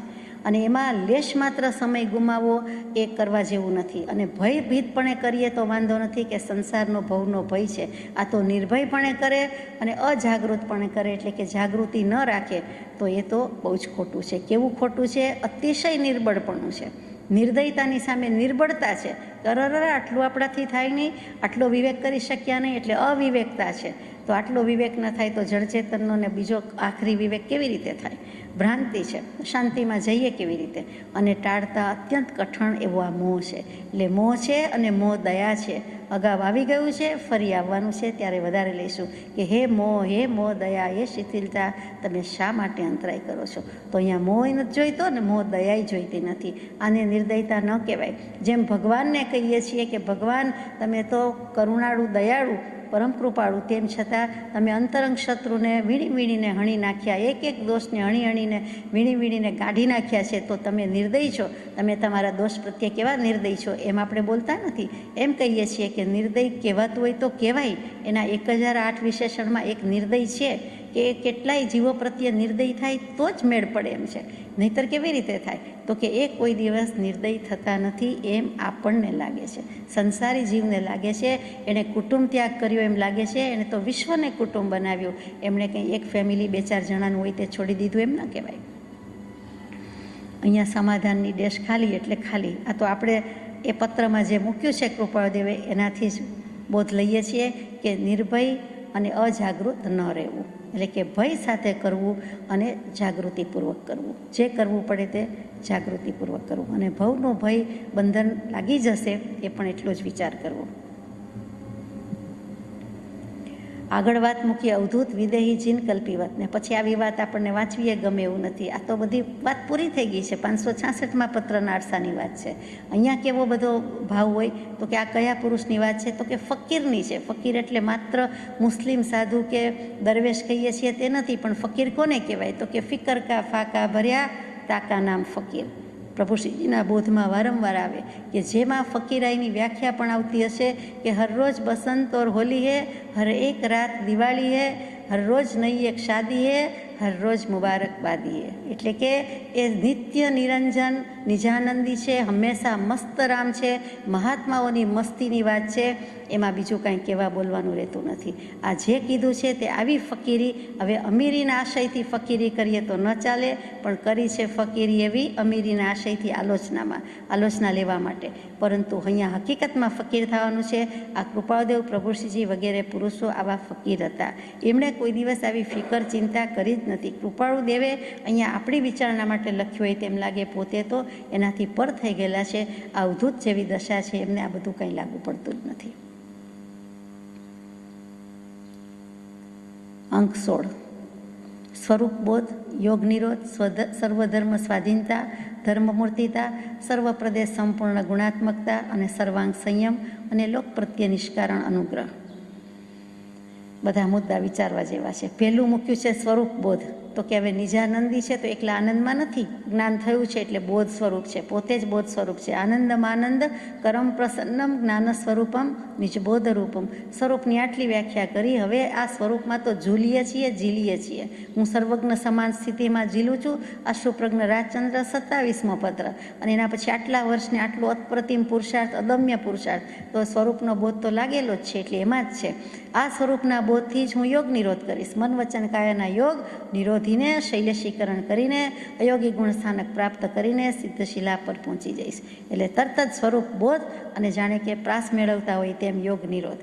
કે સ્વરૂપનો બોધ થયો હોય તો છેવટે છેલ્લું સ્વરૂપ તો એ જ છે, અવ્યાબાદ સ્વરૂપની પ્રાપ્તિ કરવાની છે. અનંત અવ્યાબાદ સ્વરૂપ મેં સ્થિતિ કરાવનાર રહે. એટલે સ્વરૂપ બોધ એનાથી સીધું છેવટની દશા, એટલે કે અયોગી સ્વભાવ પ્રગટ કરવાનો અને યોગ નિરોધ કરવાનો. એ જો કરે તો શું છે, ક્યારે થાય? તો કે સર્વધર્મ સ્વાધીનતા. હવે તો સિદ્ધ પરમાત્મા થવું. બધા જ ધર્મ, સર્વધર્મ એટલે કે અહીંયા ગચ્છમત ફિરકા નહીં, પણ સર્વધર્મ એટલે સર્વ કર્તવ્ય. અને જે કાંઈ વસ્તુ અનંત ધર્માત્મક છે તે આત્મા દ્રવ્ય છે, વસ્તુ છે, એના અનંત ધર્મ છે, અનંત ગુણ છે, અનંત લક્ષણ છે. એ મને વશવટ છે, મારા કબજામાં. એનો ચૈતન્ય સ્વામી છું, મારું શાસન ચાલશે. હું સ્વતંત્ર, હું સ્વાધીન, અને હવે એ બધું જ મારું છે. ધર્મમૂર્તિતા. હવે મૂર્તિમંત મોક્ષ સ્વરૂપ છું. હવે મૂર્તિમાન મોક્ષ છે, સત્પુરુષ છે, ધર્મની જ મૂર્તિ છે, પોતે જ ધર્મમય છે. ક્યાંય પણ અંગે અંગે કયો કે રૂવાડે રૂવાડે કયો કે પ્રદેશે પ્રદેશે કયો, પણ ધર્મ ધર્મને ધર્મ જ નીતરે છે, માટે ધર્મની મૂર્તિ છે. પછી સર્વ પ્રદેશ સંપૂર્ણ ગુણાત્મકતા. એક અસંખ્યાત પ્રદેશી દ્રવ્ય, એમાં અસંખ્યાત પ્રદેશ કયો કે સર્વ પ્રદેશ કયો, ત્યાં સંપૂર્ણ ગુણ જે રહેલા છે એ પ્રાપ્ત થાય છે. સંપૂર્ણ ગુણાત્મકતા. એક પ્રદેશે અનંત ગુણ રહેલા છે, જેમ અનંત પર્યાય રહેલી છે, તો અહીંયા સંપૂર્ણ ગુણનું પ્રાગટ્ય છે. આવી દશામાં તો બધું હોય જ ને, પણ લખવાની, વ્યક્ત કરવાની શૈલી કેટલી સુંદર છે. આવું હોવાથી સર્વાંગ સંયમ છે. બધી જ રીતે, બધા જ અંગોએ, બધી જ બાજુથી સર્વાંગ સંયમ પ્રગટ્યો છે. એટલે હવે તમે સંયમના ભેદ શું પાડશો? સર્વભાવથી વિરામ પામવાનું પરમાર્થ સંયમ છે, એ સંયમની પ્રાપ્તિ કરી છે. અને ત્યાર પછી લોક પ્રત્યે નિષ્કારણ અનુગ્રહ છે, કે હવે આટલું થયા પછી હજી દેહધારી હોઈએ તો આ સમસ્ત જગતના જીવો પ્રત્યે કરુણા છે, નિષ્કારણ કરુણા છે, અનુગ્રહ. હવે કૃપા કરતા જઈએ, ઉપકાર કરતા જઈએ કે સમય માત્રના અનુકાશે આખો લોક સ્વસ્વરૂપ પ્રત્યે હો, અન્ય પ્રત્યે ન હો. શું કામ? તો કે આ સનાતન સંપ્રદાયના સત્પુરુષોની સહજ એવી કરુણાવસ્થા હોય છે. આ સહજ સ્વરૂપ વિલાસી પરમાત્માને સમય સમયના નમસ્કાર. અંક 17 ઓમ નમઃ સર્વજ્ઞ ડેશ વિતરાગદેવ. સર્વદ્રવ્ય, ક્ષેત્ર, કાળ અને ભાવનો સર્વ પ્રકારે જાણનાર, રાગ દ્વેષ આદિ સર્વ વિભાવ જેણે ક્ષીણ કર્યા છે તે ઈશ્વર. કૃપાળદેવે સર્વજ્ઞ વિતરાગ ટાઇટલમાં મૂક્યું, એમને સ્મર્યા અને પછી ધીમેકથી નમસ્કાર કે એવું કાંઈ નથી લખ્યું. કૌંસમાં એની વ્યાખ્યા મૂકતા હોય કે સર્વજ્ઞ વિતરાગ જૈન કહે છે, પણ બીજા બધા શું કહે છે? તો કે બધા જ આવી દશાવાળાને ભગવાન કહેતા હોય, પરમાત્મા કહેતા હોય, તેમ ઈશ્વર કહે છે. તો ઈશ્વરની વ્યાખ્યા મૂકી એમણે કે એ શું કરે છે? તો કે સર્વદ્રવ્ય, ક્ષેત્ર, કાળ, ભાવનો સર્વ પ્રકારે જાણનાર છે. એટલે કે ત્રિકાળનું એક સમયમાં જાણે છે. એટલે કેવલ જ્ઞાનીની જેમ જ હોય તેમ મૂકી દીધું. એટલે કે ખરેખર જેને સિદ્ધ ભગવાન કહીએ, કેવલી ભગવાન કહીએ કે પરમાત્મા કહીએ, ત્યારે એને ફરી જન્મ મરણ ન હોય અને એની સાથે સાથે એ સર્વદ્રવ્ય, ક્ષેત્ર, કાળ, ભાવને કેવલ જ્ઞાનની જેમ જાણતા હોય, તો એને ઈશ્વર કહેવાય. બીજું, રાગદ્વેષ વગેરે સર્વ વિભાવ જેણે ક્ષીણ કર્યા છે તે ક્ષીણ, ક્ષય કરી નાખ્યા છે. રાગદ્વેષનું, ભવનું, સંસારનું મૂળ્યું જ રહ્યું નથી. એટલે કે હવે પુનરાગમ કે અવતાર લેતા નથી. આ બે વ્યાખ્યા એમણે સ્પષ્ટ કહી દીધી ઈતર દર્શની માટે, એટલે ઈશ્વર કહી દીધા. આપણે ઈશ્વર કોને કહીએ છીએ? તો કે આજ કે કોઈ પણ ભગવાન, કોઈ પણ પરમાત્મા, કોઈ પણ કેવલી, તો ત્યાં આપણે એને ઈશ્વરથી જ સંબોધીએ છીએ. વિભુ કહીએ, પ્રભુ કહીએ, તેમ અનેક ભગવાનના નામ છે. એમાંનું એક નામ છે, એક વિશેષણ છે. અને બધી ઈશનો જે સ્વામી છે તે બધી શ્રી, બધો યશ, બધી કીર્તિ, બધું ધન, બધી શોભા, બધું જ સારું સારું જે કંઈ છે અને બધું જ્ઞાન, એ બધાનો કોઈ સ્વામી હોય, અધિપતિ હોય, ઐશ્વર્ય એટલે માલિકી ધરાવતો હોય, એનું નામ ઈશ્વર એમ આપણે કહીએ છીએ. અને કદાચ બહુ જ બચપણમાં, બાલ્યાવસ્થામાં, પ્રાર્થનામાં આપણે વાંચ્યું, સાંભળ્યું, ગાયું હોય કે ઓ ઈશ્વર તુજ શક્તિનો કહેતા નાવે પાર, જ્ઞાન ધ્યાનને સત્યનો અક્ષય તું ભંડાર. એ વખતે આપણને લક્ષ્ય હોય કે નહીં, પણ ત્યાં પણ જ્ઞાન, ધ્યાન અને સત્ય 3 શબ્દ વાપર્યા છે કે તેનો અક્ષય સ્વામી છે, અક્ષય કોષ છે. કોણ? તો કે ઈશ્વર, શુદ્ધાત્મા જે થાય છે તે. પછી ઈશ્વર એટલે કોઈ બ્રહ્મા, વિષ્ણુ, મહેશની જેમ આ જગતનો કોઈ નિયંતા છે અથવા ધનતા છે, હરતા છે, કરતા છે, એવું કંઈ છે તો એમ નથી. તો કરતા ઈશ્વર કોઈ નહીં, ઈશ્વર શુદ્ધ સ્વભાવ, એક ભેદે નિયમ, એ જ આ જગતનો પ્રવર્તક છે. એટલે કે શુદ્ધ સ્વભાવથી જ બધું થાય છે, એને જ ઈશ્વર કહેવામાં આવે છે. બીજી કોઈ ઈશ્વર નામની વ્યક્તિ નથી. જેટલા ભગવાન છે, પરમાત્મા છે, એને આપણે ઈશ્વર કહીએ, વિશેષણ આપીએ તે બરાબર છે, પરંતુ બીજા કોઈ ઈશ્વરનું કોઈ કર્તૃત્વ હોય, અકર્તૃત્વ હોય, ભોક્તૃત્વ હોય, એવું તો કાંઈ ઈશ્વરનું છે જ નહીં. જે કાંઈ છે તે કરતાપણું શુદ્ધ સ્વભાવનું છે, બીજો કોઈ ઈશ્વર નથી. અને તે પદ એટલે કે એને ઈશ્વર પદ કયો, પરમાત્મા પદ કયો, અથવા તો જે શબ્દ કહેવું હોય તે નિરંજન પદ કયો કે સર્વજ્ઞ પદ કયો, મનુષ્ય દેહે વિશે સંપ્રાપ્ત થવા યોગ્ય છે. આ કૃપાળદેવની ખુમારી કે કેમ ન થાય? નહીં તો અમે ન હોવા બરાબર છીએ. જો આ કાળમાં મોક્ષ ન હોય, આ કાળમાં કેવળ જ્ઞાન ન હોય, તો અમે ન હોવા બરાબર છે. જો અશરીરી ભાવ ન હોય આ કાળમાં, એટલે કે દેહ ભાવ વિનાની દશા ન હોય, સિદ્ધ ભાવ અથવા તો આત્મભાવ ન થઈ શકતો હોય, તો અમે ન હોવા બરાબર છીએ. એમ અહીંયા પણ કહી દીધું કે મનુષ્ય એ દેહે જ પૂર્ણ વિતરાગ થઈ શકે છે. અમે નિશ્ચલ એવો અનુભવ છે, અમે પણ એ જ દશા પામવાના છીએ. અગાઉ બહુ વખત પહેલાં કહી દીધું છે, અહીંયા પાછી કુમારીથી કહી દીધું કે મનુષ્ય દેહે સંપ્રાપ્ત થઈ શકવા યોગ્ય છે. પછી છે સંપૂર્ણ વિતરાગ થાય તે સંપૂર્ણ સર્વજ્ઞ થાય. વિતરાગતાની પૂર્ણતા કે સંપૂર્ણતા હોય એટલે સર્વજ્ઞતાની પણ સંપૂર્ણતા છે. એટલે કે અંશ માત્ર કાંઈ બાકી રહેતું જ નથી, જન્મ મરણનો સવાલ જ નથી. સંપૂર્ણ વિતરાગ થઈ શકાય એવા હેતુઓ સુપ્રતીત થાય છે. સંપૂર્ણ વિતરાગ થઈ શકાશે એવા મને, એવા કારણો, એવા હેતુ, એવા ઉદ્દેશ, એવા ધ્યેય, એવા લક્ષ્ય જે કયો તે હિત સુપ્રતીત થાય છે. ફાઇનલી કન્વિન્સ, બરાબર કન્વિન્સ થઈ ગયો છું, બરાબર રિયલાઇઝ કરી ચૂક્યું છું અને એમ જ છે એટલે શું પ્રતીત થાય છે. ત્યાં પ્રતીતિ એટલે માત્ર કન્વિક્શન નહીં, પણ કેવું કન્વિક્શન? અનુભવપૂર્વકનું કન્વિક્શન, કે થઈ ચૂક્યું હોય ને લખ્યું હોય તેવી રીતે લખ્યું હોય, તેમાં આપણને સમજાય છે. ત્યાર પછી અંક 18, પ્રત્યક્ષની જ અનુભવ સ્વરૂપ છું એમાં સંશય શું? આપણે પણ કહીએ બોલીએ કે આપણે આત્મા છીએ અને આત્માનું અસ્તિત્વ છે અને પ્રત્યક્ષની જ અનુભવ સ્વરૂપ છું, એમાં સંશય છો. આપણો જ અનુભવ છે ને. આપણે ખાઈએ પીએ, બેસીએ, ઉઠીએ, ચાલીએ, દોડીએ, વાગે મૂકીએ, જે કાંઈ થાય છે શરીર આત્મા આપણે વેદીએ છીએ, તો આપણે ન કહી શકીએ કે આપણને પણ એવા અનુભવ તો છે. તો અહીંયા ફરક છે. અહીંયા પ્રત્યક્ષની જ અનુભવ સ્વરૂપ છું. મને મારા આત્માનો અનુભવ છે, આત્માનું સ્વરૂપ છે, સ્વાનુભવ સ્વરૂપ છું. આત્માને બરાબર અનુભવ્યો છે ને પછી કહે છે કે એમાં સંશય છો, એટલે કે એમાં શંકા શું હોય. તે અનુભવમાં જે વિશેષ વિશે ન્યૂનાધિકપણું થાય છે તે જો મટે તો કેવળ અખંડાકાર સ્વાનુભવ સ્થિતિ વર્તે. આ આત્માના અનુભવમાં જે વિશેષ વિશે ન્યૂનાધિકપણું થાય છે, અહીંયા વિશેષ એટલે શું એ વિચારવાનું છે. એટલે કે કેવલ જ્ઞાન બાકી હોય અને જે કહેતા હોય તેવી અદાથી લખ્યું છે કે આ અનુભવમાં જે વિશેષ વિશે, તો વિશેષ શું છે તો કે વસ્તુનું બે રૂપે સ્વરૂપ છે, એક સામાન્ય અને બીજું વસ્તુનું વિશેષ સ્વરૂપ છે. સામાન્ય સ્વરૂપ તે દ્રવ્યનું સ્વરૂપ કહેવાય અને જે પર્યાય છે તે વસ્તુનું વિશેષ સ્વરૂપ કહેવાય. તો કે દ્રવ્યથી તો હું અખંડ છું, શુદ્ધ છું, ચિત્ત ધાતુ છું, ચૈતન્ય ઘન છું, અનુભવ સ્વરૂપ છું. પર્યાયમાં કદાચ કંઈક લાગતું હોય ઓછા વત્તાપણું, તો તે મારા અનુભવમાં જે વિશેષ વિશે નિનાધિકપણું થાય છે, એટલે પર્યાયમાં જે વધઘટ થાય કે ઓછા વત્તાપણું લાગે, તે જો મટે તો કેવળ અખંડાકાર સ્વાનુભવ સ્થિતિ વર્તે. કેવળ અખંડાકાર એટલે બીજું કાંઈ નહીં. અહીંયા કેવળ નિજ સ્વભાવનું અખંડ વર્તે જ્ઞાન, અને તે દશા વર્તે. પછી પોતે લખે છે કે અપ્રમત્ત ઉપયોગ એ તેમ થઈ શકે છે. ઉપયોગ અપ્રમત્ત થવો જોઈએ તો યોગ અપ્રમત્ત થાય જ. અપ્રમત્ત ઉપયોગ થવાના હેતુઓ સુપ્રતીત છે. અપ્રમત્ત ઉપયોગ કેવી રીતે થાય એ પણ જાણીએ છીએ, એનો પણ અનુભવ છે. તેમ વર્તીએ જવાય છે તે પ્રત્યક્ષ સુપ્રતીત છે. એમ જ વર્તીએ જાઉં છું, એમ જ અત્યારે વર્તના છે. આપણે ચાલીએ છીએ, હું ચાલી રહ્યો છું, હમણાં પહોંચ્યો, આ આવ્યો, આટલી મિનિટની વાર છે, આટલા ફૂટ હવે બાકી રહ્યા છે, આટલા ફીટનું ડિસ્ટન્સ બાકી છે, એવી રીતે કે તેમ વર્તીએ જવાય છે તે પણ પ્રત્યક્ષ સુપ્રતીત છે. અવિચ્છિન્ન તેવી ધારા વર્તે તો અદ્ભુત અનંત જ્ઞાન સ્વરૂપ અનુભવ સુસ્પષ્ટ સમવસ્થિત વર્તે. હવે જો અવિચ્છિન્ન ધારા થાય, ચૈતન્ય નિરંતર અવિચ્છિન્ન અનુભવ પ્રિય છે, એ તો 300 વખતના પત્રમાં આવ્યું, 300 નંબરના પત્રમાં બહુ વખત થઈ ગયો, આટલા વર્ષ ગયા. તો એવી અવિચ્છિન્ન ધારા હોય એટલે વચ્ચે જરાય છેદભેદ ન પડે, એ ધારા અખંડ જ રહે, સહેજ માટે એક સમય માટે પણ તૂટક ન થાય એવી ધારા વર્તે તો હું અદ્ભુત અનંત જ્ઞાન સ્વરૂપ સુસ્પષ્ટ અત્યંત પ્રગટ અને સમવસ્થિત વર્તે, એટલે કેવલ જ્ઞાન. કે અવસ્થિત પરિણામ રહ્યા, પર્યાયમાં વધઘટ થાય છે, પરિણામમાં વધઘટ લાગે છે, સહેજ પણ લાગે છે, તો એમ નહીં, સમવસ્થિત એટલે એકદમ કેવલ સમવસ્થિત, ફૂલ્લી બેલેન્સ. એ જે કેવું છે તે કેવલ જ્ઞાન છે, બીજું કાંઈ નથી, તેમ વર્તે. અહીંયા દ્રવ્યની શુદ્ધતા અને પર્યાયની શુદ્ધતા બેયની વાત લઈ લીધી. દ્રવ્ય એ વસ્તુનું સામાન્ય સ્વરૂપ છે અને વિશેષ શબ્દ લખ્યો એ પર્યાયથી સ્વરૂપ છે, એટલે વસ્તુનું વિશેષ સ્વરૂપ છે.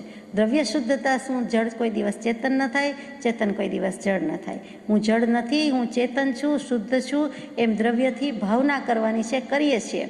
પરદ્રવ્યથી ભિન્ન અને પોતાના ભાવથી અભિન્ન રહેવું તે દ્રવ્યની શુદ્ધતા છે. પરદ્રવ્યથી આપણે ભિન્ન જ છે, આત્મા ભિન્ન જ છે. પછી ગમે તે લાવો, શરીર, પ્રાણ, વાણી અથવા કાંઈ પણ બીજું લાગો, દેહાદિક પદાર્થ, ગમે તે અનત્ય પદાર્થ, એ બધાથી ભિન્ન, પણ પોતાના ભાવથી નિજીતા, આત્મતા, આત્મભાવ, આત્મતત્વ એનાથી અભિન્ન રહેવું તે દ્રવ્ય શુદ્ધતા છે, કે એમાં કાંઈ ફેર નથી. અને પર્યાય શુદ્ધતા શું છે તો કે કર્મની ઉપાધિથી જે ભાવ થાય છે તે ઔપાધિક છે, વૈભાવિક ભાવ છે, તેનાથી છૂટવું તે પર્યાય શુદ્ધતા કહી છે. એટલે અહીંયા જે મૂક્યું કે વિશેષ વિશે ન્યૂનાધિકપણું થાય છે, તો એ પર્યાયની શુદ્ધિ જે કાંઈ કરવાની હશે, અંશ માત્ર બાકી હશે તો કરી છૂટીએ, કરી લઈએ, એટલે સ્પષ્ટ સમવસ્થિત અનુભવ વર્તે. અને દ્રવ્યથી તો શુદ્ધતા જ છે. અહીંયા બંને શુદ્ધતા હોવી જોઈએ, બંને શુદ્ધતાનું લખેલું છે. સજાત્મ સ્વરૂપ પરમ ગુરુ.